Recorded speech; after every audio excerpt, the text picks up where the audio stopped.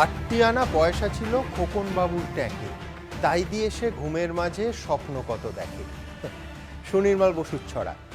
পর্যাপ্ত নিরাপত্তা ব্যবস্থা নেই, ভিন রাজ্যের কোথা থেকে কত পুলিশ পাওয়া যাবে সেটা নিয়েও ধোঁয়াশা। এরই মধ্যে যদি নির্বাচন কমিশন ভাবে যে এক দফাতেই এতগুলো জেলায় নির্বিঘ্নে ভোট করা যাবে, তা নাকি 8 আনা পয়সা দিয়ে আকাশকুসুম স্বপ্ন দেখার মতোই। একটা ভোট পরিচালনা করতে গিয়ে বারবার হোঁচট খাচ্ছে কমিশন। নিরাপত্তার বিষয়টা আদালতকে না জানিয়েই দিন চূড়ান্ত করায় রীতিমতো ক্ষুব্ধ হাইকোর্ট। গতকাল বিচারপতি কড়া ভাষায় বলেন, এটা যদি চূড়ান্ত দিন হয় তাহলে কমিশন কি আদালতের চোখে ঠুলি পরানোর চেষ্টা করছে? লোকসভার প্রাক্তন অধ্যক্ষ সোমনাথ চট্টোপাধ্যায় আজ নির্বাচন কমিশনকে অপদার্থ আখ্যা দিয়েছেন, দাবি করেছেন অবিলম্বে পদত্যাগে। অন্যদিকে দিল্লিতে আজ প্রধানমন্ত্রীর ডাকা বৈঠকে উপস্থিত হয়েছিলেন মমতা বন্দ্যোপাধ্যায়, যাকে রাজ্যের বিরোধীরা বলছেন মিটিং নয় সেটিং। সেই খবরে আসার আগে এই অনুষ্ঠানের শুরুতেই আপনাদের দেখাবো কমিশনকে তীব্র তিরস্কার কলকাতা হাইকোর্টের। দেখুন। প্রস্তাব দিয়েছিল রাজ্য সরকার, তা মেনে 14ই মে এক দফায় পঞ্চায়েত ভোট ঘোষণা করে রাজ্য নির্বাচন কমিশন। কিন্তু প্রধান বিচারপতির ডিভিশন বেঞ্চে নিরাপত্তা সংক্রান্ত রিপোর্ট পেশের আগে এমনটা করা হলো কেন? মঙ্গলবার এই প্রশ্ন তুলেই তাদের তিরস্কার করে কলকাতা হাইকোর্ট। এমনকি সিঙ্গল বেঞ্চ এই প্রশ্ন তোলে রাজ্য নির্বাচন কমিশনকে আদালতের চোখে তুলি পরানোর চেষ্টা করছে। বিরোধীদের দাবি, এই তিরস্কার শুধু রাজ্য নির্বাচন কমিশনের কাছে ধাক্কা নয়, এতে মুখ পুড়েছে রাজ্য সরকারেরও, কারণ কমিশন তো তাদের প্রস্তাব মেনেই পঞ্চায়েত ভোটের নির্ঘণ্ট ঘোষণা করেছিল। এই সরকার মানে ধরতক্তা মার পেরেক করেছে সবকিছুতে। সরকার তার নিজের ইচ্ছা অনিচ্ছা, তার নিজের ভালো লাগা না লাগা সব নির্বাচন কমিশনারকে দিয়ে গিলিয়েছে, আর নির্বাচন কমিশন সেটাকে গিলেছে। সরকার চাইছে জেনাতনের প্রকারান্য আর ক্ষমতা কুক্ষিগত করতে। এই ব্যাপারটা সবাই বুঝতে পেরেছে, আমরা বুঝেছি, সাধারণ মানুষ বুঝেছে, কোর্ট অনুধাবন করেছেন, এবং কি ইলেকশন কমিশন এটা জানে, কিন্তু তার হাত পা নেই, সে বাধ্য হচ্ছে, তাই তাকে কানমোলা খেতে হচ্ছে, সরকারকে থাপ্পড় খেতে হচ্ছে। তৃণমূল অবশ্য বিরোধীদের ব্যাখ্যা মানতে নারাজ। এখনো পর্যন্ত যে দুবার কোর্টের রায় হয়েছে অথবা হাফ রায়, সেগুলোতে কোনোটাই সরকার বিরোধী হয়নি, ইলেকশন কমিশনের সিদ্ধান্তের বিরুদ্ধে হয়েছে। কলকাতা হাইকোর্টের সিঙ্গল বেঞ্চের নির্দেশে 14ই মে এক দফায় পঞ্চায়েত ভোট নিয়ে অনিশ্চয়তা তৈরি হয়েছে। সিপিএম, বিজেপি, পিডিএস এর মামলার প্রেক্ষিতে বিচারপতি সুব্রত তালুকদার মঙ্গলবার কমিশনের আইনজীবীর উদ্দেশ্যে বলেন, আপনারা একটা তারিখ চূড়ান্ত করে ফেললেন, অথচ নিরাপত্তার বিষয়টি নিয়ে প্রধান বিচারপতির ডিভিশন বেঞ্চে কিছু জানালেন না। আপনাদের কি মনে হয়, এটা ভোটের চূড়ান্ত দিন না সম্ভাব্য? এটা যদি চূড়ান্ত দিন হয়, তাহলে কি কমিশন আদালতের চোখে ঢুলি পরানোর চেষ্টা করছে?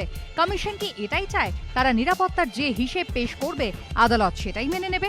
আপনারা যদি ডিভিশন বেঞ্চে নিরাপত্তার খতিয়ান পেশ করতেন, তাহলে কি ভোট বন্ধ করে দেওয়া হতো? এ নিয়ে স্পষ্ট তথ্য না দিয়ে কিভাবে দিন ঘোষণা করলেন? বিচারপতির প্রশ্নের উত্তরে রাজ্য নির্বাচন কমিশনের আইনজীবী জানান, কমিশন যা করেছে আইন মোতাবেকই করেছে এবং কলকাতা হাইকোর্টের নির্দেশের প্রেক্ষিতে করেছে। কিন্তু তাতে সন্তুষ্ট না হয়ে বিচারপতি জানিয়ে দেন, 14ই মেকে পঞ্চায়েত ভোটের চূড়ান্ত নির্ঘণ্ট হিসেবে তিনি মানতে পারছেন না। এটা প্রস্তাবিত বা সম্ভাব্য তারিখ হতে পারে, চূড়ান্ত নয়। রাজ্য নির্বাচন কমিশন প্রধান বিচারপতির ডিভিশন বেঞ্চে নিরাপত্তার খতিয়ান পেশ করবে, তারপর ডিভিশন বেঞ্চ যা ঠিক করবে সেটাই চূড়ান্ত। সেই সঙ্গে সিঙ্গল বেঞ্চ স্পষ্ট জানিয়ে দেয়, কমিশনের মনোভাবে আদালত সন্তুষ্ট নয়। কি বলেছে মাননীয় আদালত, আর এটা আমার সন্দেহ নেই জেনে শুনে করছে। যে ধরনের ঘটনা ঘটে গেছে, এখনো ঘটছে, তাই যে কোনো সভ্য জগতের বলছি কাছে লজ্জার বিষয়। এটা অদ্ভুত ব্যাপার চলেছে, একটা তিনি মাথাও ঠিক রাখতে পারেন না। পঞ্চায়েত ভোট 14ই মে এক দফায় হবে কিনা তা নিয়ে 4 তারিখ চূড়ান্ত সিদ্ধান্ত নিতে পারে প্রধান বিচারপতির ডিভিশন বেঞ্চ। আপাতত সকলের নজর সেদিকেই। এবিপি আনন্দ। সুমনবাবুকে দিয়ে শুরু করবো। সুমনবাবু, যে কমিশনার তিনবার আদালতে ধাক্কা খান, আমার স্পষ্ট প্রশ্ন, 3 মিনিটও তার চেয়ারে থাকার অধিকার আছে কিনা? কারণ at the end of the day যেটা হচ্ছে সেটা হচ্ছে যে কবে পঞ্চায়েত ভোট হবে এই প্রশ্নটাই জিজ্ঞাসা চিহ্ন লেগে যাচ্ছে, এইটা অনিশ্চিত হয়ে যাচ্ছে। 14 তারিখ আদৌ হবে কিনা? বলছি কি বলবেন, এই তো নক্কারজনক ভূমিকা রাজ্য নির্বাচন কমিশনের। একদিনও সওয়ালের পর আমি আপনাকে জিজ্ঞেস করতে পারি না যে কমিশন এই তথ্য আদালত চেয়েছে, এই দিয়েছে। আদালত চেয়েছিল যে জানাতে হবে হাইকোর্টের মাননীয় প্রধান বিচারপতি ডিভিশন বেঞ্চকে যে নিরাপত্তা ব্যবস্থা কি করেছে, জানিয়ে দিল 1 দফায় ভোট হবে 1, 2 জানিয়ে দিল ভোটের তারিখ। আদালত তো আগে বলেছিল নিরাপত্তার বিষয়টা ক্ল্যারিফাই করতে। না দেখুন, নির্বাচন কমিশন কি আইনের ভিত্তিতে করেছে সেটা জবাব নির্বাচন কমিশনের আইনজীবী তারা কোর্টে দেবে। আইনের ভিত্তিতে করলে তো এই রোজ মুখ পুড়তো না। না না, আমি যেটা বলছি যে আগে যে আপনার হাইকোর্টের যে অবজারভেশন ছিল বা নির্দেশ ছিল যেটা, সেটাতে কিন্তু এই কথাটা বোধহয় বলা ছিল না। 4 তারিখে মানে নিরাপত্তা সংক্রান্ত এগুলো সমস্ত পেশ করতে হবে, এই কথাটা বলা ছিল নির্বাচন কমিশনের না, তরফ যে কন্ডিশনগুলো দিয়ে আমি কিন্তু- জাস্ট আপনাকে কিন্তু- স্মরণ কিন্তু করিয়ে just দিচ্ছি মানে যে আরেকটা কথা যে অর্থবহ আলোচনা কোথায় না হয়েছে? অর্থবহ আলোচনা তো গত 28 তারিখে হয়েছে, আমি সেটা বলছি না, সেটা তো আলটিমেটলি কোর্টের হাতে আছে, কোর্ট ডিসাইড করবে, আমি সেটা বলছি না। কিন্তু 4 তারিখে দেওয়ার আগে মানে 4 তারিখে যে মানে নিরাপত্তা সংক্রান্ত যেগুলো জানানো, সেগুলো জানানোর আগে ভোটের দিন ঘোষণা করা যাবে না, এরকম কথা বোধহয় ওখানে ছিল না। আর দ্বিতীয়ত হচ্ছে যে এক দফায় ভোট, এটা তো বেআইনি না। এই না, যে না, সামনে অবশ্যই কর্ণাটকের না, নির্বাচন বেআইনি। একদিনে হচ্ছে, আমি সে কথা বলছি না। এবং 1978 থেকে 2003 আমি বলছি এই ফোর্স নিয়ে পশ্চিমবঙ্গে বেআইনি তো পঞ্চায়েত নয়। ভোট একটা দফায় কিন্তু হয়েছে। সুমনবাবু, প্রশ্ন তো উঠবে যে এই ফোর্স নিয়েই আপনি তো কিছুদিন আগে 1-3-5 বলেছিলেন, না, না, আমি 3 তো- দফায় বলেছিলেন, না, সে তো তারপরে এক বলেছিলেন, দফায় হলে কিন্তু সেটা একই তো তো কমিশন, সেটা একই তো- রাজ্য, সেটা একই তো পঞ্চায়েত ভোট। বিরোধীরা কোর্টে গিয়ে সেটাকে মানে ওই 1-3-5 হতে দিল না। হ্যাঁ। পরবর্তীকালে তো এই জিনিসটা তৈরি হলো। এখন এই যে 78 থেকে 2003 পর্যন্ত এক দফায় ভোট হলো, তা সেটা তো বেআইনি কোনোভাবে আমরা বলতে পারি না। 1978-এ ওটা চ্যালেঞ্জ হয়নি যে মুহূর্তে সুপ্রিম কোর্ট, আমি চ্যালেঞ্জ 13টা হওয়াটা বলছি, অনেক সুপ্রিম অন্য কোর্টের জিনিস। মধ্যস্থতায় যখন হলো, চ্যালেঞ্জ হয়েছে, সরাসরি 5 দফায় হলো। কিছু প্রশ্ন আমার মনে রয়েছে যেগুলো আমি Sure, উত্তর sure, পাইনি। সেটা নিশ্চয়ই। হচ্ছে 1978 সালে 31,000 বুথ আর 27,000 পুলিশ, কিভাবে নির্বাচন হয়েছে আমি জানি না। 1983 31,500 বুথ, 27,500 পুলিশ, কিভাবে হয়েছে আমি জানি না। ফলে এই যে না, না, ধরুন এই যে ইলেকশনের- গোটা ইলেকশনের- প্রক্রিয়াটা হ্যাঁ। একদিনের নির্বাচন হয়, এটাই 90 পশ্চিমবঙ্গের দশকে- Fine, 10 fine. পঞ্চায়েতে হিংসার রাজনীতি। 34% আনকন্টেস্টেড কোনোদিন হয়েছে না, পশ্চিমবঙ্গে? আমি আপনাকে বলছি পশ্চিমবাংলাতে 11% হাইয়েস্ট ছিল 2003-এ, ওটা আপনারা 34% বলছেন, কিন্তু এতে 3টে ক্যাটাগরি আপনারা ধরছেন না। একটা হলো ইতিমধ্যে আপনারা সেগুলো প্রতিবেদন আকারে এনেছেন যে যেখানে কেবল তৃণমূলের বিক্ষুব্ধরাই লড়াই করছে, তৃণমূলের সাথেই লড়াই হচ্ছে, বিরোধী সেখানে নেই। দ্বিতীয় যেটা, সেটা হলো ড্যামি ক্যান্ডিডেট, বহু জায়গায় বুথে লোক বানানোর জন্য ড্যামি ক্যান্ডিডেট দেওয়া হয়, তারা আছেন। তৃতীয় ক্যাটাগরি যেটা ইতিমধ্যেই বহু জায়গায় লিফলেট বিলি করতে বাধ্য করেছে, কন্টেস্টিং ক্যান্ডিডেট লিফলেট বিলি করে বলছে আমরা নির্বাচনের প্রতিদ্বন্দ্বিতা নেই চাপের ফলে এই সংখ্যাটা 41%-এর কাছাকাছি যাওয়ার সম্ভাবনা জেলা ওয়াইজ যে আমি ফলাফল দেখেছি, ক্যান্ডিডেট দেখেছি। কিন্তু যেটা বলবার চেষ্টা করছি, 90-এর দশকের পর থেকেই পশ্চিমবাংলাতে হিংসার রাজনীতিটা আসতে শুরু করে, এবং আমরা 98-এর নির্বাচনেও কিছুটা হিংসা দেখেছিলাম, পঞ্চায়েত নির্বাচনে 2003-এ তো অনেকটা বড় করে দেখলাম। কিন্তু এবং তারপর থেকে যেটা আপনি লক্ষ্য করে থাকবেন যে ন্যাশনাল ইলেকশন কমিশনের তালিকাতে পশ্চিমবাংলা সবচেয়ে ভায়োলেন্ট স্টেট হিসাবে গণ্য হয়, এবং যার জন্য ন্যাশনাল ইলেকশন কমিশন কখনো 5 দফা, 6 দফা, 7 দফা পর্যন্ত একদম নির্বাচন 2013-এ 5 দফা কেন সুপ্রিম কোর্টের মধ্যস্থতায় যেটা সেন্ট্রাল হলো, ফোর্সের উপস্থিতি 5 দফায় সত্ত্বেও ভোট হয়েছে। ন্যাশনাল ইলেকশন কমিশন বারবার কিন্তু 5-6 দফায় ভোট করে। তার কারণ পশ্চিমবাংলা একটা ব্যতিক্রমী রাজ্য, যে এখানে ভোট মানে হিংসা। দ্বিতীয় যে প্রশ্নটা আপনার কাছে গুরুত্বপূর্ণ, যে এখানে কিন্তু দেখেন সামগ্রিকভাবে 1,75,00,000 মানুষ ভোট দিতে পারছে না। মানে যে আমরা খাওয়াতে পারি না খাওয়াতে পারি, লোকগুলো অন্তত পলিটিক্যাল সিস্টেমে ভোট দিতে পারতো। আর 1,75,00,000 মানুষকে ভোটের দিনের ভোট দেবার অধিকার থেকে আমরা সরিয়ে রাখলাম। সামগ্রিকভাবে এটা গণতান্ত্রিক চেহারা নয়। একটা ফিগার সাম আপ করে সুমনবাবু, তারপরে আপনি বলুন। 18টা জেলার মধ্যে 8টা জেলায় ভোট হচ্ছে। আদালত তো চাইবে যে যেটুকু জায়গায় ভোট হচ্ছে সেটা অন্তত সুষ্ঠুভাবে হোক। আমি তো একটা ফিগার ফেলছি, সেটা হচ্ছে 73,000 বুথ, তার ভেতরে 11,000 বুথে তালা খোলার দরকার হবে না, ভোট হবে না। বিনা প্রতিদ্বন্দ্বিতায় জেলা পরিষদ বীরভূম, মুর্শিদাবাদ, বাঁকুড়া আমরা জানি। পার্সেন্টেজগুলো কি? 87%, 64%, 63%। পূর্ব বর্ধমানে গ্রাম পঞ্চায়েতে তৃণমূল দখল করেছে 89%। আপনি বলছেন ভারতবর্ষের একটা জায়গা বলুন যেখানে ইলেকশন হয়েছে। বীরভূমে গ্রাম পঞ্চায়েতে 87.5%, পঞ্চায়েত সমিতি 87.1%, জেলা পরিষদ আমরা সবাই জানি 100%, 42-এ 42। একটা ভারতবর্ষের এতগুলো রাজ্য আছে, একটা উদাহরণ দিন। না, উন্নয়ন। আমার কথা হচ্ছে যে আপনি তো মানে বিশ্বনাথ দা একটু আগে পশ্চিমবঙ্গের 1999 থেকে পরবর্তীকালের ঘটনাগুলো বললো, কিন্তু পশ্চিমবঙ্গের ইতিহাসে এই প্রথম আমার কাছে ছবি রয়েছে যে 3টে রাজনৈতিক দল তারা নদিয়াতে একসঙ্গে মিটিং করছে বিরোধী দল, তাতে মানে বিজেপি রয়েছে, 2008 কংগ্রেস রয়েছে, সালে সিপিএম মহাজোট ছিল। ফলে হ্যাঁ, আমার প্রশ্ন যে আদৌ সেই বিশ্বাসযোগ্যতাটা বিরোধী বামেদের দলগুলো ক্ষেত্রে রয়েছে তো, মহাজোট ছিল। অর্থাৎ তাদের নিজের মধ্যেকার যে লড়াই, সেই লড়াইয়ের মধ্যে কোথাও তো একটা আন্ডারস্ট্যান্ডিং এর জায়গা তৈরি হয়েছে, Right, understanding. এবং বিরোধীরা কেন তারা ভোটের ময়দানে না গিয়ে বারবার কোর্টের আশ্রয় নিচ্ছে, এই প্রশ্নটা তো মানুষের কাছে আসবে। না আসলে দেখুন, আপনি যে জায়গাটা তৃণমূলকে হারাতে আপনারা সব দল মহাজোট তৈরি করেছেন। না সুমন বাবুর অভিযোগ। এ তো একটা ওনার হঠাৎ একটা ছবি কাগজে 2008 মিছিল মহাজোট হয়েছে, ছিল। এগুলোর কোনো মানে হয় না। আপনি যে কথাটা দিয়ে শুরু করেছিলেন যে নির্বাচন কমিশনার একেবারেই মানে কি বলবো, সোমনাথ চট্টোপাধ্যায় কোট আনকোট বলছেন অপদার্থ। আমি ভাষাটা ব্যবহার করবো কিনা ভাবছিলাম, কিন্তু বিষয়টা কিন্তু আমি শুধু নির্বাচন কমিশনারকে দোষ দিচ্ছি না, উনি একজন প্রশাসনিক ব্যক্তি, তার মধ্যে মীরা পান্ডে বা এরকম কেউ হন যারা একটু সাহসী হন। আমরা পুলিশদের মধ্যে দেখেছি যে গত নির্বাচনে, বিধানসভা নির্বাচনে যারা সাহসী হয়েছিলেন তাদের সবাইকে তাদের পোস্ট থেকে অগুরুত্বপূর্ণ জায়গায় পাঠিয়ে দেওয়া হয়েছে। কারণ এখানে প্রথমেই মুখ্যমন্ত্রী ঘোষণা করে দিয়েছেন যে আমরা 100% জিতব, এবং প্রশাসনকে সেভাবে নামানো হয়েছে। সুতরাং প্রশাসনের যারা বিভিন্ন, শুধু নির্বাচনী কমিশনার না, যারা পুলিশের দায়িত্বে রয়েছেন, সমস্ত বড় বড় জায়গায় রয়েছেন, জেলাতে যারা জেলা ম্যাজিস্ট্রেট রয়েছেন, এসডিও রয়েছেন, বিডিও রয়েছেন, সামগ্রিকভাবে প্রশাসনকে বুঝিয়ে দেওয়া হয়েছে যে তোমাদের এই করতে হবে। কালকেই টিভিতে দেখছিলাম যে জ্যোতিপ্রিয় মল্লিক এক জায়গায় বলছেন, আমাদের অন্যতম একজন মাননীয় মন্ত্রী, যে আমরা সবগুলো সিটেই জিতবো।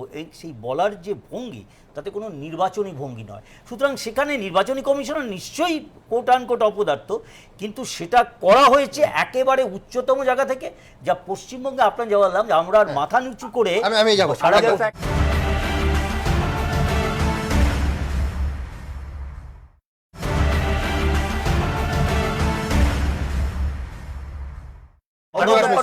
তৃণমূলকে হারাতে আপনারা বিরোধী দল সবাই একটা কথা জাস্ট আমি বলবো, একটু মহিদাকে মনে করিয়ে দেবো যে ইউপির ডিজি কদিন আগে বিবৃতি দিয়েছিলেন ওই সেঙ্গারের যে ঘটনাটা ঘটেছিল উন্নয়নে, একটা ঘটনা তাতে বলেছিলেন যে এই সামগ্রিকভাবে বিধায়ক মশাইকে উত্তরপ্রদেশের পুলিশ অন্তত তাদের টাকা গ্রেফতার করতে পারবে। সামগ্রিকভাবে পশ্চিমবঙ্গকে ধ্বংস করে দিয়েছে।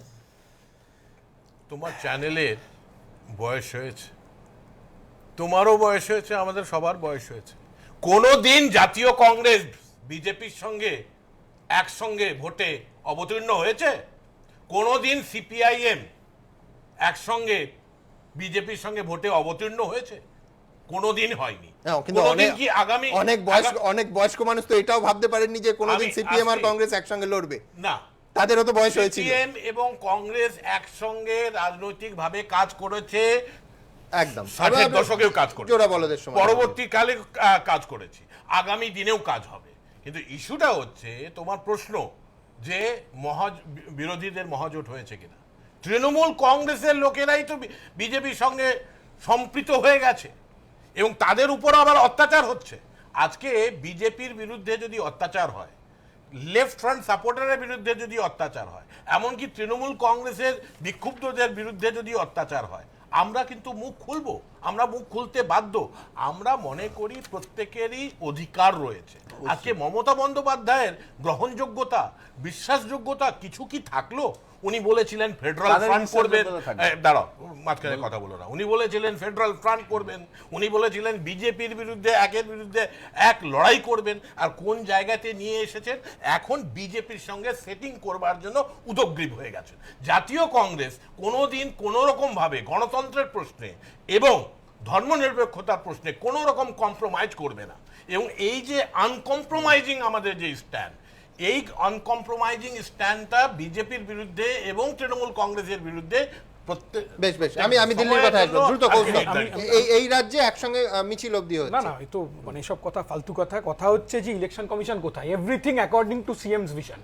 আমরা এফেক্ট নিয়ে সুমন্দা আলোচনা করছি, তোমরাও করছো, প্রেসে বারবার করে দেখাচ্ছ গণতন্ত্র 34%, উনি ঠিকই বলেছেন 45%-এর কাছাকাছি যাবে।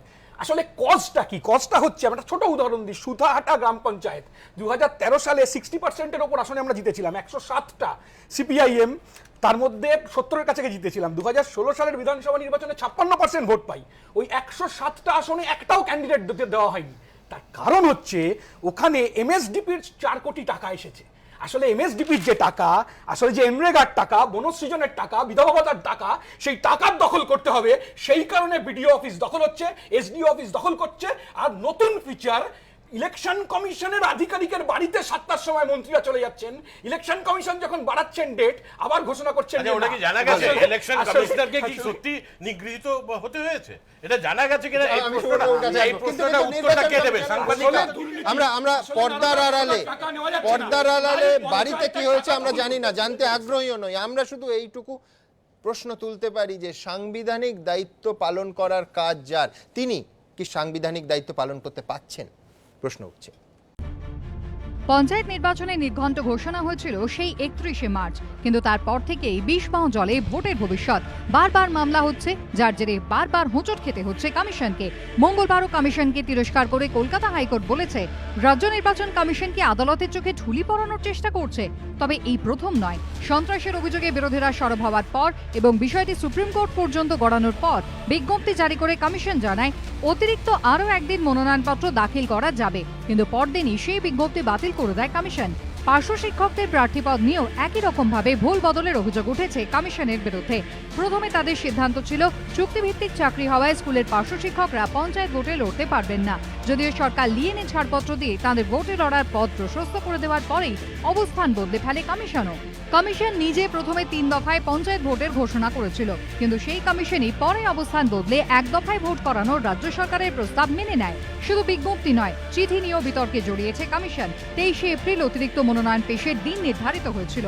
ওই দিন নিরাপত্তা সুনিশ্চিত করার জন্য পুলিশ প্রশাসনকে চিঠি লেখেন কমিশনার। কিন্তু বিরোধীরা প্রশ্ন তোলে, কেন এতদিনে এসে টনক নড়ল? কেন প্রথম থেকেই তৎপরতা দেখালো না কমিশন?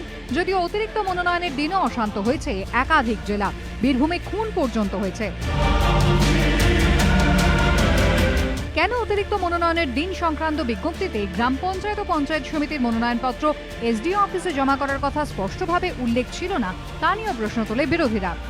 ইলেকশন কমিশনকে সামনে রেখে ওরা পেছনে দরজা দিয়ে ক্ষমতা দখল করতে চাইছে, সেটা হতে পারবে না, আমরা এটা হতে দেবো না। নির্বাচন কমিশন বলতে আমাদের লজ্জা লাগে। নির্বাচন কমিশন একটা গণতন্ত্রের বড় প্রতিষ্ঠান।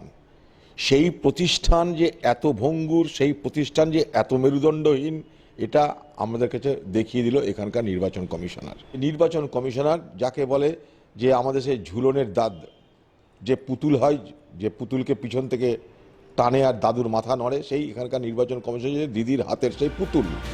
পঞ্চায়েত ভোটের নিরাপত্তা নিয়েও আশঙ্কিত বিরোধীরা। তাদের প্রশ্ন, কেন কেন্দ্রীয় বাহিনী চাওয়া হচ্ছে না?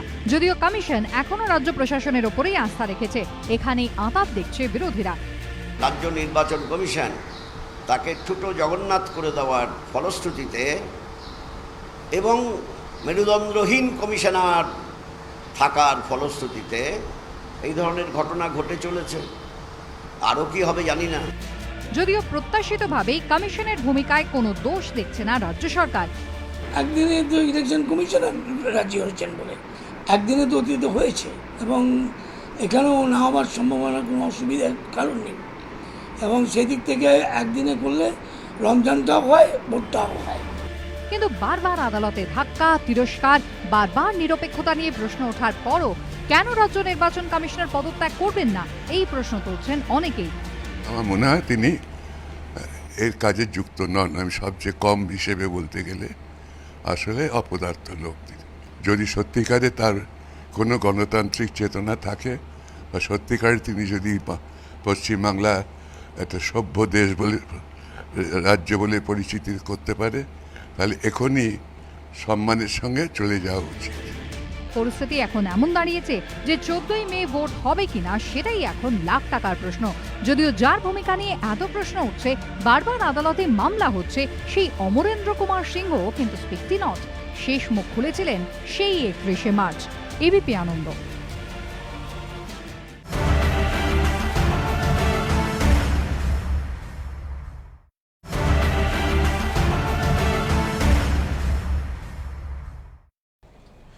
শোনবাবু, আমি বলছি ফোর্স তো 46,000, কুড়িয়ে বাড়িয়ে কলকাতা পুলিশ টুলিশ সব ধরে আরো 10,000।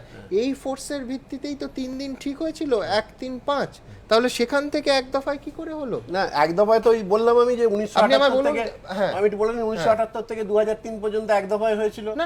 কোথা থেকে কেন্দ্রীয় বাহিনী, অন্য রাজ্যের পুলিশ আসেনি। 2008-এ প্রথম কেন্দ্রীয় বাহিনী আসে।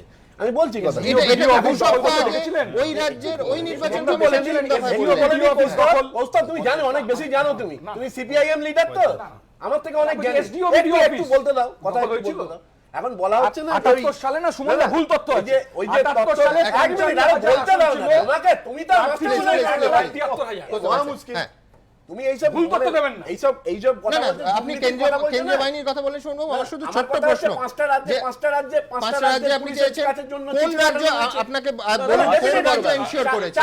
4 তারিখ জানানো হবে। সুমন আমার লাস্ট কথা সেঞ্চুরি একটু নিয়ে বলতে আলোচনা দিতে হবে। করবে? লাস্ট 4 সেঞ্চুরি তারিখ নিয়ে আলোচনা করবে না না, কনফার্ম আমার করে কথা হচ্ছে 4 নিয়ে তারিখ আলোচনা পর্যন্ত করবে? তো ওয়েট করতে, আমি তো বারবার বলছি যে বলেছে ডিভিশন না আমি আমার শুধু সুমন বাবু আপনি আমার আমার কথা লজিকটা হচ্ছে 4 তারিখে নিশ্চয়ই কমিশনের তরফ থেকে জানানো হবে। আপনি কি ফোর্স security এনশিওর করলেন না, arrangement আমি করছি। ফোর্স পেলেন না, আপনি ডেটটা অ্যানাউন্স করে না না দিলেন। ডেটটা এখানে তো অ্যানাউন্স প্রশ্ন। করা আমি তো বারবার বলছি যে 4 তারিখের আগে 4 তারিখে আপনি কোর্টের আমায় বলুন যে security arrangement একটা জানানোর পাঁচটা আগে রাজ্যের একটা রাজ্য বলেছে যে না না আমি force বলছি ensure। সেটা আচ্ছা, 4 তারিখে জানানো। আমার দ্বিতীয় 4 তারিখের আগে এই ব্যাপারটা আমরা বলতে পারি না চূড়ান্ত করে। আমার এবার দ্বিতীয় আমি প্রশ্ন বলছি, বলি, আমি না বলে সেটা হচ্ছে আপনি কেন্দ্রীয় বাহিনী 4 নিচ্ছেন না, তারিখে- যে বিজেপি শাসিত না, না। কেন্দ্রের বাহিনী নেব না। না, না, কেন্দ্রীয় সেটা বাহিনী কথা না। লাগবে না। এসে, এসে, আমার আমার কথা হচ্ছে ঝাড়খণ্ড 4 এবং আসাম এটা তৃণমূলের বিজেপি মাঝে শাসিত। 4 তারিখে তাদের রাজ্য পুলিশ নিতে পারে, কেন্দ্রীয় বাহিনী নিতে পারে না। 4 তারিখের সিকিউরিটি অ্যারেঞ্জমেন্ট জানানোর আগে ভোটের দিন ঘোষণা করা যাবে না, এই কথা নেই কোথাও। এটা তো কিন্তু জোর করে এটা বললে কি হবে না। লজিক্যাল যে এখন সিকিউরিটি ব্যাপার হচ্ছে- অ্যারেঞ্জমেন্ট ঠিক না করে না, না, ভোটের দিন না, ঘোষণা না, করবেন? সেটা তো সবই কোন decide করবে? logical। 4 তারিখে না, কোন এটা দিতেছে? একটা আপনি সাধারণ 4 মানুষ তারিখে বলে আমি হবে না। না আপনি বইটা security ঝগড়া নয়, আমি বলছি ঝগড়া নয়, আমি তো ওই logical চার বলছি। তারিখে রানী হবে। রাজ্যের এটা সবই তো logical। রাজ্য সরকার ঠিক করেনি, কমিশনও ঠিক করেনি, কোর্টই বলেছে 4 তারিখে আপনারা জমা দেবেন। কিন্তু 4 তারিখে তার আগে- ভোটের তার দিন আগে- ঘোষণা করা যাবে না, এই কথাটা বলা হ্যাঁ, ছিল। তো 4 তারিখ কিন্তু- understood, আমি আমরা বলছি বলিনি। 4 তারিখ তো বলা ছিল, পরশুদিন, division হয়েছে। তার আগে অনেকভাবে- কোন রাজ্যই তো এনশিওর না, না, করেনি। সেটা তো 4 তারিখে প্রথম 4 প্রশ্ন। তারিখে কি দ্বিতীয় হলো? প্রশ্ন, আপনি কেন্দ্রীয় 4 বাহিনী নিচ্ছেন না, 4 তারিখে কি আপনি হলফনামা জমা ঝাড়খণ্ড দেয়? এবং আসামের মতো বিজেপি শাসিত রাজ্যের রাজ্য না, বাহিনী তাতে নিচ্ছেন। কোনো অসুবিধা নেই। আমার তখন কথা কি হচ্ছে হলো? আমার কথা হচ্ছে ওটা তো রাজ্য সরকার বলেনি, বিজেপি শাসিত রাজ্য থেকে যখন অন্য জায়গায় অন্য জায়গায় বলেনি এই কথাটা। কিন্তু 4 তারিখের আগে ভোটের ডেট ঘোষণা করা যাবে না, এই কথাটা তো ছিল না, না। কিন্তু 4 তারিখের আমার কথা যুক্তিটা হচ্ছে এই যে একটু বলুন না। দুর্নীতির কথা এলো, হ্যাঁ, চন্দন সিনহা একজন আইএস অফিসার, পশ্চিম মেদিনীপুরে দীর্ঘদিন 2004 সালের সময় তিনি সেখানকার ডিএম ছিলেন। তার একটা বই প্রকাশিত হয়েছে যে কিভাবে পশ্চিম মেদিনীপুরে সিপিএম পার্টির নেতৃত্বে সেখানে আরেকটা কিভাবে বই লিখবে, বলবেন না, আরেকটা বই কিভাবে লিখবে। দুর্নীতি সুমনদা হয়েছে। বলবেন না, এই লোকে কদিন হাসবে। আগে তৃণমূলের নেতারাও হাসছে। একটু বলি গণতন্ত্রের হত্যা হয়েছে রাজ্যে। তৃণমূলের নেতারাও হাসছে, আমরা না। আমরা না, তৃণমূলের নেতারাও হাসি, সব বলবেন না।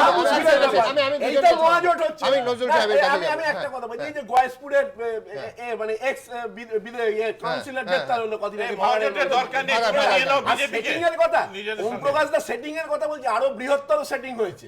সেটা হচ্ছে যে 1976 সাল থেকে যত বিদেশি সংস্থার চাঁদা সেটা অর্থ বিলের মাধ্যমে এই বছরের বাজেটের সময় অরুণ জেটলি মশাই সেটা আইনগত করে দিয়েছে।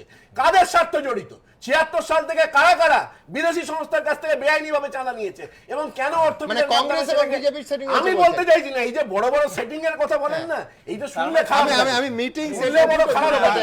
ইস্যুটা হচ্ছে যে তৃণমূল কংগ্রেস তারা রাজ্য প্রশাসন পরিচালনা করছে, তাদের দায় দায়িত্বের মধ্যে পড়ে ল অ্যান্ড অর্ডার মেনটেন করবে। পুলিশ মন্ত্রী, মুখ্যমন্ত্রী নিজে কি হচ্ছে, এমন কি হয়েছে পশ্চিমবঙ্গে যেখানে অফিসিয়ালি 36% জায়গাতে তৃণমূল কংগ্রেস ইতিমধ্যে আর কি নির্বাচনে জয়ী হয়ে গেছে। এমন কি হয়েছে যে প্রায় 3,500 ইমেলের মাধ্যম দিয়ে, অনলাইনের মাধ্যম দিয়ে বাই ফোর্স আমরা মনোনয়ন জমা দিতে বাধ্য হয়েছি। এমন কি হয়েছে যে হাইকোর্ট বারবার করে নির্বাচন কমিশনকে বলছে যে আপনারা যারা মনোনয়ন দিতে চান তাদের মনোনয়নটা নিশ্চিত করুন, অথচ বিডিও অফিসগুলি ঘেরা হয়ে। আজকে তৃণমূল কংগ্রেস এবং তার নেতৃত্ব, তাদের যে কুকীর্তি, এটা সারা বিশ্বের শিরোনামে আর কি জায়গা এই নির্বাচন কমিশনের কথা এই জায়গাটাকে ভালো করে বুঝতে হবে। আন্ডারে যে ভোটগুলো আপনারা পশ্চিমবঙ্গে সাম্প্রদায়িকতা হয়েছে, আনলেন। কেন সেখানে এর মধ্যে কোথায় কৌস্তব রমজান মাস বাবু বা আছে? ওম প্রকাশ বাবু রমজান যে ভোটের মাস আছে, পার্সেন্টেজ আমি আছে, পুরোনো পার্টে ফিরবো। আমার বাহিনী হিসেবে ফিরবো নজরুল সাহেবের কাছে। সেই এক্সপ্লেনেশনটা ওদেরকে দিতে হবে যে কেন কেন্দ্রীয় আমি নির্বাচন আসবো। কমিশনের এই আন্ডারে তারিখে ভোটে আসবো। যদি এত আমাদের জয়ী হও সংগঠন তাহলে কমিশন আমাদের আমাদের কারণ কারণ কি? এই উত্তরটাও তো দিতে হবে। রাস্তায় রাস্তায় এই উত্তরটাও তো দিতে হবে। নজরুল সাহেব, আমার প্রশ্ন পরিষ্কার, সেটা হচ্ছে এই যে 46,000 বা 58,000 ফোর্সের কথা হচ্ছে, এতেও কি গোলমাল নেই? আমি বলছি আমরা কেন এটা ধরছি না যে বুথ এবং ভোট কেন্দ্রে যারা মোতায়েন করতে হবে সেই ভোট কর্মী বা এই ব্যবস্থাটা ভোট সরঞ্জাম সুরক্ষা, সেখানে পুলিশ লাগবে, সশস্ত্র পুলিশ লাগবে, যারা পর্যবেক্ষক থাকবে তাদের নিরাপত্তা সুনিশ্চিত করতে হবে, এলাকা সংরক্ষিত করতে হবে। আমি থানা থেকে সব ফোর্স তুলে দিতে পারবো না, ভিভিআইপি সুরক্ষা আছে, সেক্টর অফিস আছে, গোলমাল বাঁধলে যে ওই মোবাইল ইউনিট আছে সেখানে পুলিশ লাগবে। আমি বলছি আমার হিসেবটাই তো মিলছে না। শুধু সেইগুলো না, যে বিশ্বনাথ বাবু যেটা বলছেন যে ধরুন মুখ্যমন্ত্রীর সঙ্গে যে পুলিশ আছে সেগুলো তো উঠবে না, অন্যান্য মন্ত্রীর সঙ্গে যে পুলিশ আছে সেগুলো তো উঠবে না, এমএলএ এমপিদের সঙ্গে আছে সেগুলো উঠবে না, আইএস অফিসারদের সঙ্গে আছে, আইপিএস অফিসারদের সঙ্গে আছে, রিটায়ার্ড অফিসারদের সঙ্গে আছে, সেগুলো উঠবে না। তারপরে ভোটের দিনও রাজ্যে একটা রিজার্ভ থাকবে, প্রতিটা জেলায় রিজার্ভ থাকবে, প্রতিটা মহকুমায় রিজার্ভ থাকবে, প্রতিটা থানায় রিজার্ভ থাকবে, তারপরে কয়েকটা বুথ নিয়ে সেক্টর অফিসে রিজার্ভ থাকবে, তারপরে বুথে দেওয়া। অতএব আপনি যে সংখ্যাটা পাচ্ছেন বুথে তার অর্ধেকেরও ফোর্স পাওয়া যাবে না দেওয়ার জন্য। কিন্তু আপনাকে ভাবতে হবে যে কমিশন বা রাজ্য সরকার কতজন কমিশন এটা করছে কেন। কারণ আমাদের একজন লোকসভার প্রাক্তন স্পিকার বলেছেন, যে শব্দটা ব্যবহার করছেন আমি বলছি না, কিন্তু এইটুকু বলা যায় যে তিনি যা কাজ করছেন তিনি ওই পদের উপযুক্ত নন, তার দক্ষতা বা ক্ষমতা নেই ওই পদে কাজ করার মতো, এরকম একটা লোককে সেখানে বসানো হয়েছে। দেখুন, প্রথমে তিনি যে বিজ্ঞপ্তি জারি করেছেন সেটা ভুল, পরবর্তীকালে যে দিন বাড়ালেন সেটাও ভুল, পরবর্তীকালে যে সেই বাড়ানোটা বা বাতিল করলেন সেটাও ভুল, পরবর্তীকালে হাইকোর্ট যে নির্দেশ দিল সেই নির্দেশ না মেনে যে বিভিন্ন যে পার্টিগুলো আছে তাদের সঙ্গে আলোচনা করা, সে করা মানে তো তাদের কথা শোনা এবং গুরুত্ব দেওয়াও আছে তার মধ্যে, সেগুলো না করে একদম মিনিংফুল ডিসকাশন কোর্ট একদম নির্দিষ্ট হাইকোর্টের কাছে যে নিরাপত্তার সম্পর্কে যে কত ফোর্স ব্যবহার করবে, কোথায় থেকে পাবে, এখন বিভিন্ন রাজ্যকে চিঠি লেখা হচ্ছে বা টেলিফোনে কথা বলে। আমি একটা বলছি, কেন করছেন উনি এই ভুলগুলো, সেটা আমি একটু জানতে চাইছি, আপনার কি মনে হয়? ভুলগুলো করছেন, আমি তাহলে সংবিধানের একটা ধারা একটু পড়ব। 355 ধারাতে বলছে, ইট shall be the duty of the union to ensure that the government of every state is carried on in accordance with the provision of this constitution. অর্থাৎ কেন্দ্রীয় সরকারের দায়িত্ব একটা ডিউটি, এটা not mercy, the union government must see চলছে কিনা, যে রাজ্য সরকার আপনি বলছেন যে 356 ধারা জারি করা অবশ্যই করা উচিত, যদি করছেন না সেটাও সেটিং এর জন্য। যে কেন্দ্রের শাসক দল ভাবছে যে মমতা ব্যানার্জি মেরে কেটে যদি কয়েকজন এমপি রাখতে পারেন আমাদেরকে সমর্থন করলে কেন্দ্রে আমরা সরকার করব, নাহলে কেন এই সরকারকে ফেলে রাষ্ট্রপতি যখন বিজেপি নন আমাদের রাজ্যের বুদ্ধিজীবীরাও আমার মনে হয় এটা সমর্থন করবেন, আপনি যখন বলছেন করা উচিত। আরে আমি ভোটে দাঁড়াতে যাচ্ছি, আমাকে মেরে পাঠিয়ে দেওয়া হচ্ছে। আপনি আমায় বলুন, আপনাদের প্রেসিডেন্ট এটা খুব সিরিয়াসলি নিয়েছিল যে পশ্চিমবাংলাকে আমরা পাখির চোখ দেখছি? অবশ্যই।